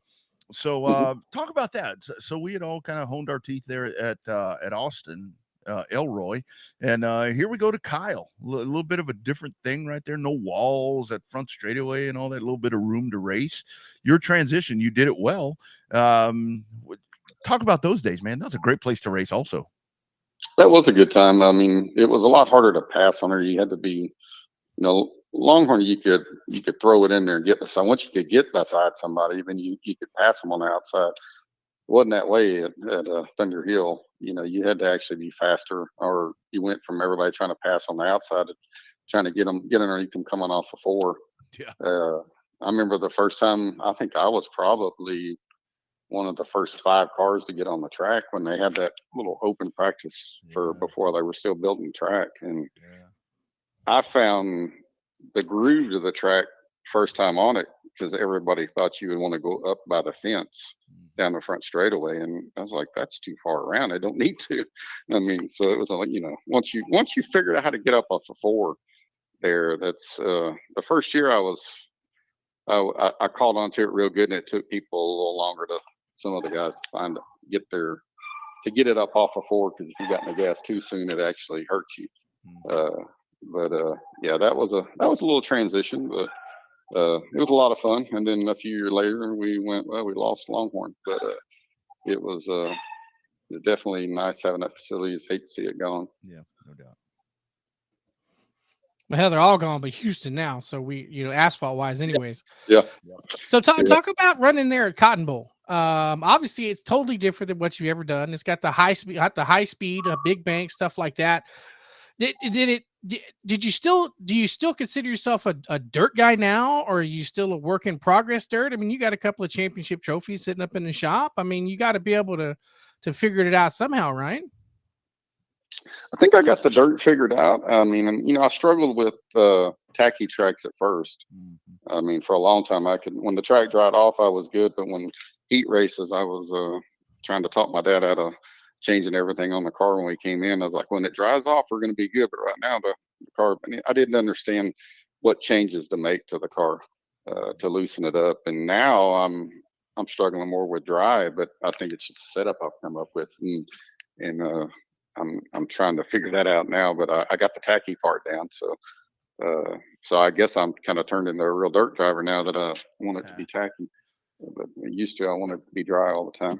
Isn't that the weird part? I mean, when you're a pavement driver, I mean, that never changes. You can get a setup in there. I mean, it may get hotter. I mean, tire changes, all these different things. But with dirt, it's like, man, when I first was on dirt in the dwarf car, I was like you. I mean, I'd go out in the heat race. I sucked. And we wouldn't change the car because we didn't know what to do. And then main event with the same setup, I'd be hauling ass. I mean, it's like on dirt, it's always changing. I mean, that kind of is a big difference right there. Yeah, for sure. I mean, I like the challenges more there. I mean, asphalt it's repetitive. Your car's and on asphalt, your car's got to be right. Yeah. You can't make up for it in driving as much as on dirt. You can find another line that'll work for you. Yep. That part of it's a lot of fun, and it took me a while to be able to read the track and learn where to go for the track conditions and get a feel for it. So I've gotten better at that now, but it's still a challenge for me. I mean, there's some good drivers in dirt. I mean, anywhere you go, especially South Texas, all those cars are really fast. When I go there, I haven't been to Waco with it. I want to go, but it's hard to go up there on a Friday. Yeah. And race on a Friday night from here. But and we got to change gear to go there and stuff. So I try a little different. I run the crate motor in mine, so it's a little different on the way you drive it and set it up. It kind of fits me better because the harder I throw it in to the corner, the more it bogs the motor. So I have to drive a little more like asphalt getting in just to keep the bind out of the car. So it kind of fits me better. Yeah. And it fits my pocketbook a little better. Yeah, no shit on that. Yeah. So Heath, let's go back and talk about Tommy for a minute. Man, he is a true blue soldier, and I don't think people give him credit for as long as he's been around in this stuff. I mean, he knows his stuff too. Him and Russell both are kind of unsung with their knowledge of setting these cars up and being there. But talk about Tommy for a minute. I know there for the longest time, I could always tell when it was a heat race because he was up in the grandstands filming you ready to race. Oh yeah, Tommy's great to be. He's been a ton of help, and he's just a good friend. I probably wouldn't even be racing anymore if it wasn't for Tommy. I just had a good time. I have a good time with him. But when we got done with asphalt. I just couldn't afford it anymore, and I was just I was tired of chasing Joe Armadillo. I couldn't outrun him in the modified, so I was like, well, we're just gonna hang it up here. Yeah. But so Tommy, we just threw a little pure stock together and went out there to play, and then it just kind of took off from there. I mean, once I got on dirt the first time, I was like, this is a lot of fun. So I mean, the first time we ran on dirt with the pure stock, we put it together, and we thought we were going to race with pure stocks. I mean, it's like we had the rules and we were running street tires on it and got out there and got lapped. I mean, it wasn't even funny. So, and then their motors, they had some motors. It was Danny Bennett that was just, killing everybody in that class. So we took it home and we got some dirt tires and went to work on it. And the motor wasn't up to par, and we just went ahead and pulled my 604 out of my modified and put it in the car. And Danny would probably like to know that too, because I could push him around the track for 2 weeks. He didn't quite know why I had so much power until we got our other motor built. So that was probably one of the times I cheated on purpose, but it was a little embarrassing to go out there and get lapped. And but once we got the other motor built, we stuck it in there and we had the car figured out. Then we had a lot of fun running that. But there's been some good times with Tommy. He's right there by me. He's here every weekend helping me on stuff. He's a great friend, and definitely wouldn't be doing it without him. Yeah. Heath, before we turn you loose, I do want to ask you, you mentioned there with, first of all, for Jim, sorry that we lost Jim here about a month and a half ago. Very sorry for that loss there with Jim Boring. Very, very good man right there. I do want to ask you, Danny Stewart. I mean, that's a guy with all these memories that are popping up with San Antonio and all this. I mean, I grew up watching Danny Stewart race and watching him do things and getting advice from him once I became a racer there, and Jake Jr. and Jake. Kind of talk about Danny Stewart. That guy right there, he could write a book on doing this stuff because he's just really, really good at what he does. Yeah, for sure. I mean, he made it easy for me to start racing. I can't imagine somebody starting a racing without somebody knowing, just going around asking questions and do it, especially back when, running. I mean, you started racing, there was no internet to learn. You had to figure it out, or what we read the magazines that we get in the mail. That was about how we learned stuff. And he made it easy on me to transition to racing, and he gave up a lot to let me race. And, he was really good. I mean, he just gave it up to let me race, in which a lot of the parents have done that over the years. But it's amazing. I mean, he's 75 years old now, and you wouldn't know it out the racetrack. I mean, he's still out there with me every weekend, and probably could still get in a race car and go. I'm sure he could. Yep. So funny story, dude. One of my good buddies that was the best man at my wedding, he sent me a random text one day. He says, "I'm sitting here with some of your local heroes." I was like, what the hell are you talking about? He said, "I'm sitting here on a movie set talking racing with Danny Stewart and Ron Chambers." Said, oh hell. I said, I bet they got some racing stories that you wouldn't believe. I said, then I texted back, said, and they had some badass hot rods back in the day.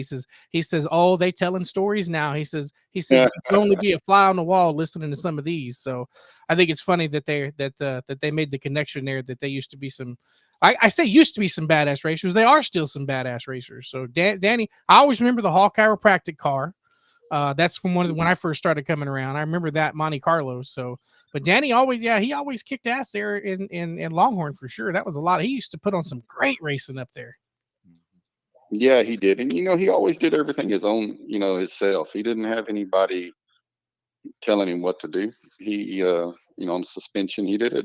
He just he's had a knack for it. And he gets kind of mad at me when I started listening to everybody on dirt. And then the last 2 years, we just kind of went and start doing what I feel like we need to do, not what everybody else is doing. And he's been a lot happier with me on that. He didn't like me just going and following what everybody else said to do. And that's how he's always been. He's kind of taught himself. And I hate that he didn't help me much when after him and my mom separated when I was running the super late models. So I really wish he'd have been able to help me there. I think I could have done a lot better in him. Yeah, So that would have been really cool. And I think somewhere along the line, Danny and my dad and Benny, they realized that somehow they had been in some sort of was Danny in the military? Is that yeah, okay? he was in Vietnam. Somehow those two were together, Oh, connected really? in Vietnam. Somehow they realized that at Sean Gremlin's party at Southwestern Motor Rebuilders one night, your championship party, man, I think it Well, was. that was a party, wasn't it? God, that was a party. I left all my dinner in the keg. That was they realized that they were like in the same platoon or some shit. And Wow. just the way you're talking about Danny, I'm like, that's very much the way Dad is. So yeah, good dudes right there. Well, that's real. Never heard that one. Yeah, Cool. yeah. True thing. So for you, rest of the year, Cotton Bowl, I know you got championship night coming up. You got to take care of that. What are you going to do? Are you going to travel? I mean, I know now, I mean, it's a lot harder with kiddos and family stuff and all that. Are you going to go out and hit some of these after the year things, 37 or South Texas or any of those things? We plan on it, but we're having a little bit of issues with the motor right now. So if I can't figure that out, I don't think I'm going to waste my time. And the motor's just got I think it's fourth and fifth season on the motor. It's got about 90 races on it. So it's race night. So it's just getting a little weak. But if I can figure out what's going on, it just seems to be a little down on power. I don't want to, I saw the I-37 race they're going to have, and I'm like, man, I'm ready to go. And then after this last weekend, I'm like, no, I don't know if I want to go up there and just ride around. So we'll see if we can figure it out. I'm hoping it's something we can figure out. I mean, everything seems to be fine on it. Just doesn't seem to have the power. So if we get that figured out, then yeah, we'll definitely hit some of the end of the season races. No doubt. BC, I'm done. You have anything else, my man? There's still lots that we can talk about. There's still lots of stories that could go on. Let's talk about Marianne for a second, just to bring her into the conversation, because she raced for a long time. Did you and her get to race street stocks together, or did she run one of your old cars back when she was running street stocks at Longhorn? I don't remember. Yes. No, she got my car. She spun me out several times in that old green Nova when I was in her way. Yeah. This is true. Go ahead. I'm sorry. Yeah, so she took over my car after I moved up. So yeah, we never raced against each other at all. I have raced against my dad a little bit in the street stock, but not much.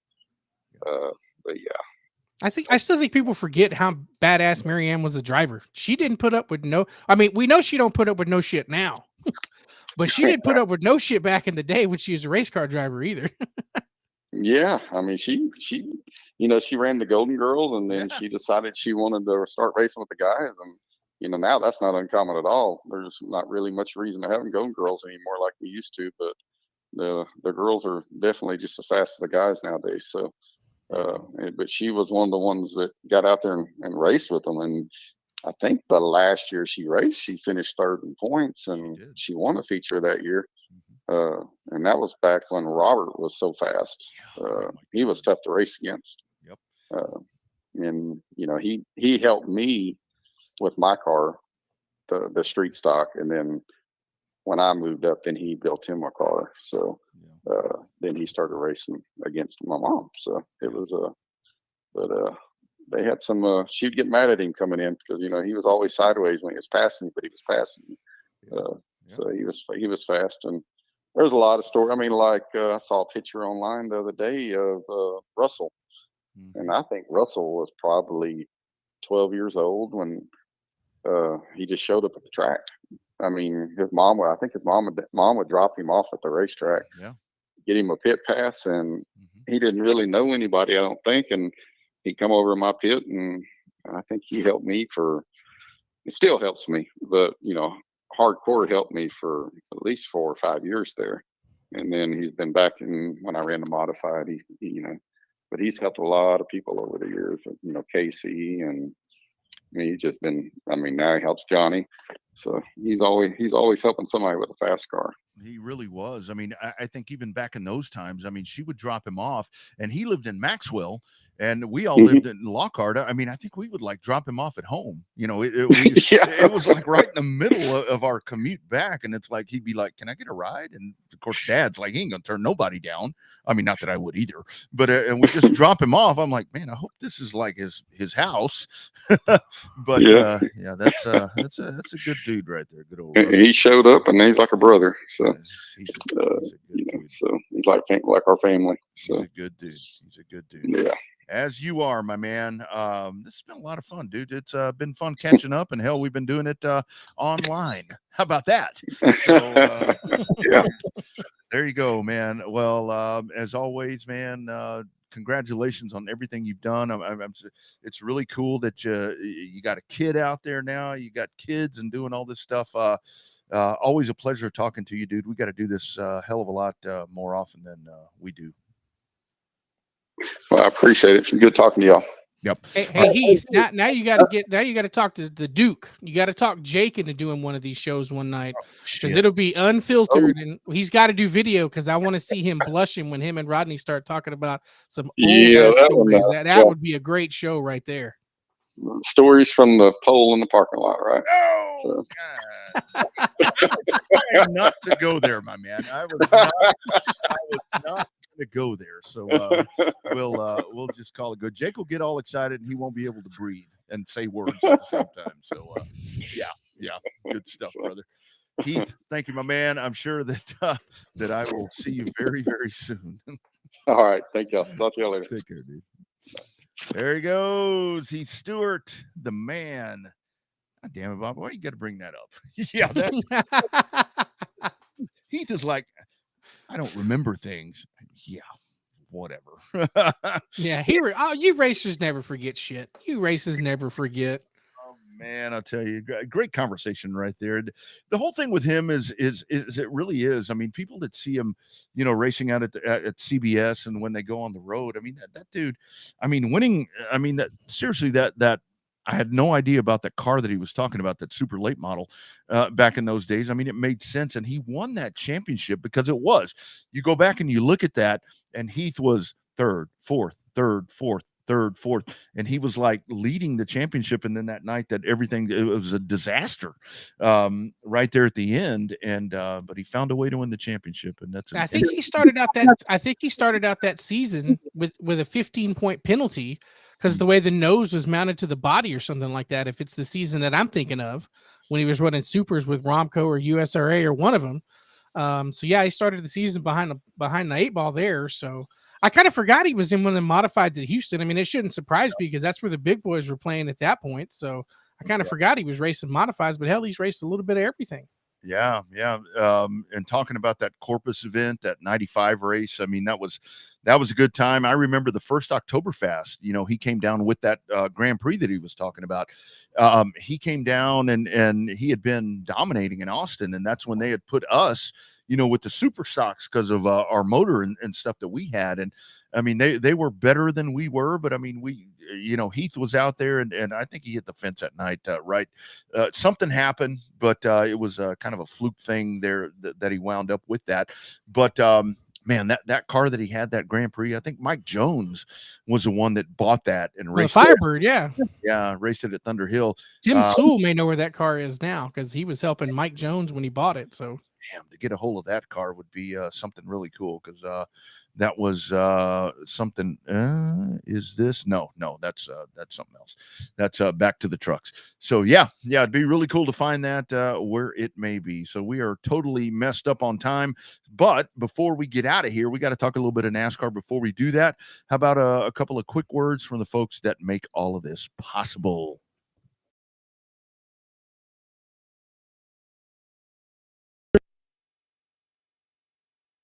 Shirts and OnDemandShirts.com. Custom apparel and promo products for every occasion. Birthday parties, reunions, company apparel, school events, fundraisers, and more. Much more than T-shirts. It is On Demand Shirts. Check them out for your hoodies, shirts, koozies, and so many different products. On Demand Shirts and OnDemandShirts.com. A leading innovator in apparel throughout the racing industry and in the state of Texas. On Demand Shirts. More than shirts. On Demand Shirts.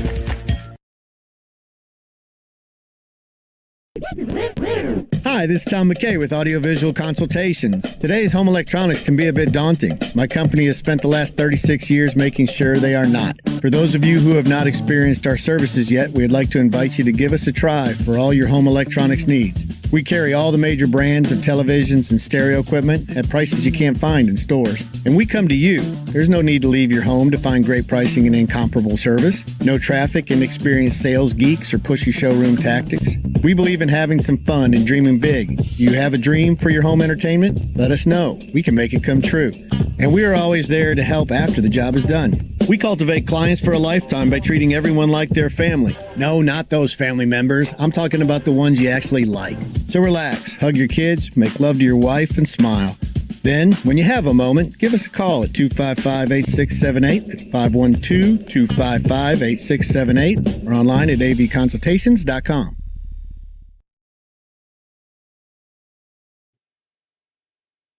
Down at Raceway Park roars back to action Saturday night, September 21st. Hobby Stocks race for $1,000 to win. E-Mods race for $600 to win. Also on the show card, go-karts, limited mods, factory stocks, and the micro mods.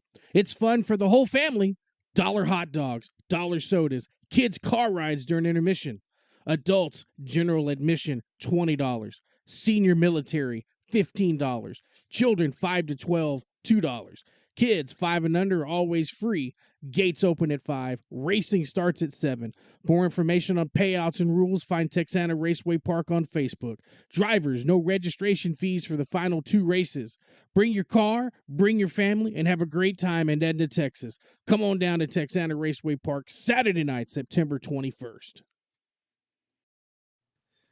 Going to be a good one right there at Texana Raceway Park. And, of course, we can't go without saying, coming up September 28th, the season finale, the regular season finale happening there at Cotton Bowl Speedway. The Stems Racing Series back in action once again. Logan Dinsmore with a big win this past weekend at I-37. They'll be a part of that as CBS closes this season out, Bobby. And again, another great year for CBS. Another great year, as to be normally suspected there. Another great season, and kudos. And I don't know how many races they have left, but kudos to Stems, dude. When they announced it last year, everybody came up to us. Who's doing it? What is this? Is this real? And they came on, and we were talking about it, and they ended up being the real deal and being legit. And congrats to a really successful first season so far. I don't want to jinx it. But so far they put on some damn good racing with some really intense action. Yeah, been a really, really good year. Coming up on the 28th, it is Cotton Bowl Speedway, racecbs.com.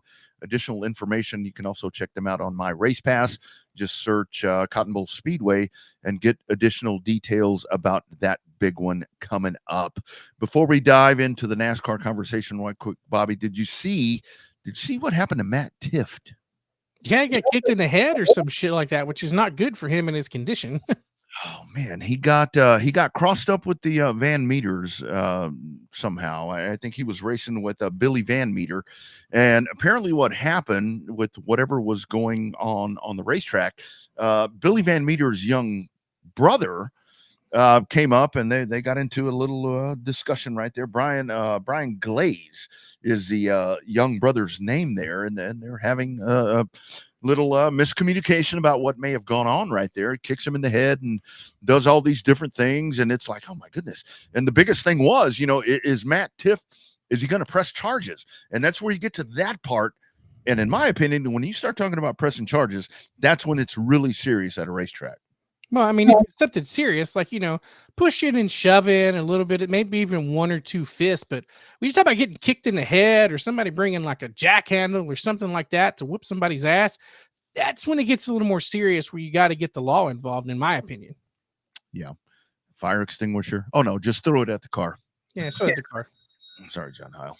Had to go there. We gotta find that clip. People still ask me about it. I'm like, we asked him about it. No, you didn't. Yeah, we did. Go back and look in the archive. We asked him about it, and he told us about it straight up on the show. Another great San Antonio memory. Matt Tifft on social media went on and was talking about this whole situation and about pressing charges. Here's what he said. support. First off, I'm okay. Nothing broken. Just got that. But wanted to address something from all the comments and people asking me if I am going to press charges. First of all, I went over there to go confront the driver. I wasn't not expecting a fight. That happens. But what's a chicken shit move really is getting thrown on the ground and then somebody just coming up and kicking someone while they're on the ground. I mean, that's about as low as it gets. So at the track, they asked me if I wanted to press charges. I initially said no. But looking back on it, honestly, I don't think I would press charges for myself. But what I don't like is the fact that that series of late model racing, a lot of 13, 14, 15-year-old kids come up through there. And we don't need somebody like that in the pit area who's dangerous, and obviously something's wrong with them. So I've been thinking about it more. We'll see. Let me know what you guys think I should do. But yeah, we'll see what happens there. I will be back. First thing, don't go to his pits. That's number one rule. Talk shit, get hit, right? I mean, that's the way it works, isn't it? Yeah. Especially if you walk up at somebody else's pit. Yeah, don't do that. And I think a lot of this is, I mean, the Van Meters, I mean, I know them. I mean, they're very aggressive. Don't go rolling up in there. That's probably not the thing to do, especially if it's an on-track altercation. I think it would be one thing if it was something off-track, but in the heat of the moment right there, don't do that. That's not a good idea. Not a good idea. No, not a good idea. Especially you got to go over there something. If you're just going over there, hey, can I borrow a shock? Hey, can I have a cup of coffee? That's one thing. But if you're going over there after an on-track incident, those things usually don't end up all that well at the end of the day. Yeah, that right there. I mean, I hate it. And the whole thing is, I mean, and we're not going to show what happened. I mean, I'm sure that you have seen that by now. There's no need to rehash that. But as I was mentioning, so this tweet it was a tweet from Matt Tift about the whole charges thing. And shortly thereafter, we get this right here. Trying to find it right here. Oops, wrong one. Hold on, Bobby. I'll find this for you. Got a lot of screens going on right here. Hold on. I'm going to go back in. So we had, so you had that going on. And then I talked about Brian Glaze where, with everything that had gone on with that. Hold on. I'm going to try to find this. I think this is it right there. Oh, damn it. I don't know why it's not showing up, but I'll read you. What, oh, there it is. There it is right there. I'm sure you can read this. There's the apology. There's the apology from the younger brother. And again, I totally get where this sport is so with the intensity and everything, defending family and so forth. And that's exactly what he did. I reacted out of anger, which by any means isn't acceptable. He didn't put the little thing over the N and T. But yeah, I don't know what's going to happen with this. I don't know. I mean, I think it's almost to that level at which the series has probably got to get involved, unfortunately. I know that we don't like to see that when the series has to get in and something like that, but I don't know, dude. I mean, there's certain things you can and can't do. Like I said, pushing, shoving's one thing, but, kicking somebody in the head when they're already down on the ground, even if you walked into the other pit, yeah, I get that. That didn't help any, but I don't know, dude. It's not a good it's not a good look, is what it's not. Well, that's the whole thing. The ASA Stars Tour. I mean, they have had a really good year, and they pride themselves on a good product and so forth. But I mean, it's just kind of a black eye. I mean, it. And where I go back to, we've talked about it several times. Back in the day in Houston, where you had the officer that would sit there at the driver's meeting and say, look, if you guys get pissed off, don't fight here, go to Dollar General, do it somewhere else. This is the stuff that people see, and the stereotypes just kind of continue to pour in to where it's like, okay, this really is a whatever kind of sport. So I don't know, just not a good look. And don't kick a dude in the face when he's on the ground. I mean, that ain't cool. That ain't cool at all. Yeah. Don't kick him in the face. Don't kick him in the nuts. I mean, hit proper, abdomen area maybe, but not in the face, not in the head, not in the nuts. No. Absolutely not. All right, Bobby, NASCAR, before we wrap up here, you had a little road course action happening yesterday. You get Chris Buescher, really, really good race right there at the end with Shane Van Gisbergen. Another classic finish right there. You got the playoff thing all out of control as they head to Bristol. It's Buescher, Van Gisbergen, Hocevar, Chastain, and Zane Smith, who apparently had some issues with Mr. McDowell after the race right there. So your thoughts on that? I mean, entertaining and a good. Hey, Chris Buescher, good old boy win right there. He outran the road racer. He did. He did. Like I said yesterday, as an SVG fan, I was disappointed that he clipped the fence and didn't win the race. But as a racing fan and a fan of motorsports, I thought the overall race was really good. Your top guys all ended up having problems and ended up having issues throughout the race. I agree with what Truex said after the race, that it's hard to say these guys are the best in the world when they continuously run over each other on restarts. That I firmly agree with, but I just also think that the perseverance portion of it paid off on that race. NASCAR knew what they were doing by putting that race in the playoff, so I think that that's really good. But I also think that just NASCAR's got a little bit of work to do on. As much as I'm happy about being in Texana on Saturday night, I'm a little disappointed I can't watch the Bristol night race, but I'll definitely have it on the replay for sure. Watch it Sunday morning. But speaking of that, don't forget CW, the new home for the rest of the year for the Xfinity Series. And everybody wondered the reason why they're doing that.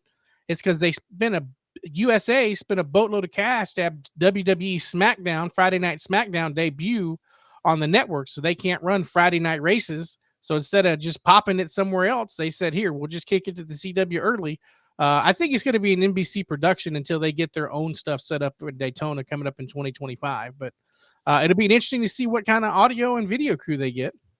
Oh, it's a next star thing. So I think that you won't lose anything, out of that. I mean, it's going to be just as good as it has been. So I mean, at free TV. I mean, for the folks that don't want to pay for anything, boom, there you go. Problem solved. Don't need to have the Peacock. Don't need to have DirecTV. Which I think they figured the ESPN thing out. They did. I got to watch the ass whooping on Saturday. Yeah, I'll say I don't know. I don't have that. I'm YouTube TV now, so I don't know how that may have worked. They'll get in a carry dispute eventually. No, I'm sure they will. I mean, they'll get crossed up with, I don't know, you name it, Fox. I mean, that is kind of the way that works. Other part of that, you mentioned Truex. Truex is done. When you want to talk about checking out and being like whatever, he pretty much said yesterday, I'm done with this shit. I hope that he wins one on the way out somehow. Yeah, but if he ain't in it, it's going to be hard to win one. Well, the thing is, win a race. I want him to win a race and be able to ride out at least a winner, because we see a lot of these guys. I don't know where he'd win, but that, and then Ryan Blaney. When you see the series champion questioning the what is that, damaged vehicle policy, when you see him, throwing that out there, I mean, that's kind of not a good look, in my opinion. There's some things that need to be worked out. He had a valid point, though. He did have a valid point, very valid point. He had a great point. I mean, it's not for you, me, whoever's in the tower. I mean, I wish that they would let them, especially with this car. I mean, because the way this car's put together, you can go out there and smash this thing all to hell, and you're going to bend what is that thing? Toe link. Yeah, toe link. I mean, change that thing, get them out there. I mean, they're not going to win the race. They're going to be, 4, 5, 10 laps behind. I mean, let them go back out. I mean, I happen to like when a damaged race car is back out on the track. I mean, I think it looks pretty cool. Yeah, the open fenders look pretty good. Oh, dude, I saw something the other day where it was probably yesterday where somebody posted that picture of Mark Martin out there with you remember he had the like duct tape number 6 and everything was taped down like Heath Stewart's car was when he won that championship. So, yeah, I don't know. Did you see the pictures today of Keselowski's left rear after William Byron ran up on that thing? No. Mount the side of that car. Oh yeah, it was up on X. So it said William Byron was here, and that car was tore all to hell. Oh man. Here we go to Bristol, Saturday night Bristol race. So hopefully elimination race. So probably going to get some fireworks, I'm sure. If it's anywhere near as entertaining as Watkins Glen was, it'll be one hell of a show. Yeah, it really was. It really was. Good stuff tonight. Great conversations. Mike McCarthy and Selby Holder. You got the Mod War 100 coming up, happening there at Heart of Texas Speedway. Man, that big one, Bobby. A lot of people coming in for that. Going to be a lot of out-of-towners, a lot of big names coming in. Also got a lot of, I would say local guys, if you count the Texans. I think in a big race like that, you count Texans as locals. Yeah. I still think it's Kate Diller's race to lose from everything I've read online. So we'll see how he shakes out with some of the best in the modified ranks. Mm-hmm. Great conversation. Eric Ramos, as he wins the Dirt Truck Series over at Cotton Bowl, just better and better and better as that series continues to really grow its legs, and really good stuff right there. And a great conversation with our man Heath Stewart, talking about some of the golden days. And that's one of those dudes that's made the move over and continues to get out there and race. Now he's got kids doing it and all of that. Really fun stuff tonight. Yeah, we've had Taylor on first before her dad. Maybe she gave him some pointers about what to say when he was on here. You know, I really didn't realize, BC, until yesterday that Heath hadn't been on this show. I thought he'd been on here. And I was like, well, shit, no, he hasn't. So anyway, good stuff. Good stuff. Fun talking to him, catching up. Yeah, it was fun. He didn't tell every story, but he told enough stories. Yeah, he left the door open for more. Maybe we can do it again sometime soon. All right, dude. Rest of the week, you got Texana coming up again. A big reminder right there. We're going to flash it up one more time because I really think for folks that want racing to continue to grow and continue to keep these racetracks going, I think it's really important that you make your way out to Texana coming up this weekend if you can. Yeah, it's gonna be a lot of fun coming up this weekend on the 21st. As we said, Hobby Stocks racing for 1,000 to win. They run the 105 rules. So if you're curious if your car fits, go to the 105 Speedway and run those rules. As far as the E-Mods, they're running the they're running the Race Ranch rules, which is very similar to I-37 rules. For 600 to win, you've got the factory stocks, which I think run the same thing, the Race Ranch rules, and then you've got the unique challenge. I'm calling it the open wheel challenge, if you will, because you've got limited modifieds. You get the choice of running USRA rules or IMCA rules. That's going to be a hell of a race to determine which package would be better. And then, of course, you got the factory stocks, and then our friends coming up from Corpus with the micro mods. So going to be a lot of good stuff coming up. And then a couple of weeks after that, October the 5th, will be the season finale there at TRP. That's right. And the trucks will be a part of that as well. So that'll be a great show. And if you missed it, the Powder Puff event that was scheduled for TRP with the rain out a couple of weeks back, that has been rescheduled for December 14th, a part of the Outlaw 34, and that will happen at the South Texas Race Ranch. So check that out. That's a good event for them. I mean, like we said, that's a great date for them. All right, my man. Hey, I got a tip for you. Even though you'll be in Houston at the Palace of Power this weekend for the H&P Oval, I got a tip that said our good friend of the show, Charlie Turner, will be at the races this weekend down at Texana. So maybe I'll get a chance to talk to her this weekend, because check out that interesting interview with her from a couple of, about 6-8 weeks ago now, maybe. Yeah. Something like that when she was on the show. Get her on the mic, my man. That's really cool. She's going to be in a car before too long. She'll get back in the race. She'll get back in a car before too long. You're right. Yeah, those kids are growing up. I mean, they're off in college and doing their own thing. So, she's going to be back in the car. Yeah, she'll be back. But I had it from a very reliable source that she's going to be there. So nice. Really good thing right there. Our friend Charlie Turner. All right, dude. Rest of the week, man. What's going on? Just staying caught up at the regular old JOB. Then a lot of racing this week. You've got, I think the truck race is on Wednesday or Thursday. Then you got the Xfinity race on Friday. Texana racing on Saturday night, and you got the Cup race on Saturday night. Got some UTSA football. Hopefully they win in the afternoon games before they start conference play. So it should be, locked and loaded. It's that time of the year. Racing season's wrapping up, but football season's getting started. That's what I'm talking about. Lots of it. High school, college, and the NFL. All right, you got some Cowboys. Oh, God. You know what? They're going to beat the Ravens Sunday. You just watch. I was talking about that this morning. I mean, this is same shit you had last year. Remember, they were 2-0. They get destroyed by the Cardinals, and went out 12-5, whatever it was, and then lose to Green. That game yesterday, Bobby, looked like the Green Bay playoff game all over again. Same shit. Same shit. It was pretty interesting.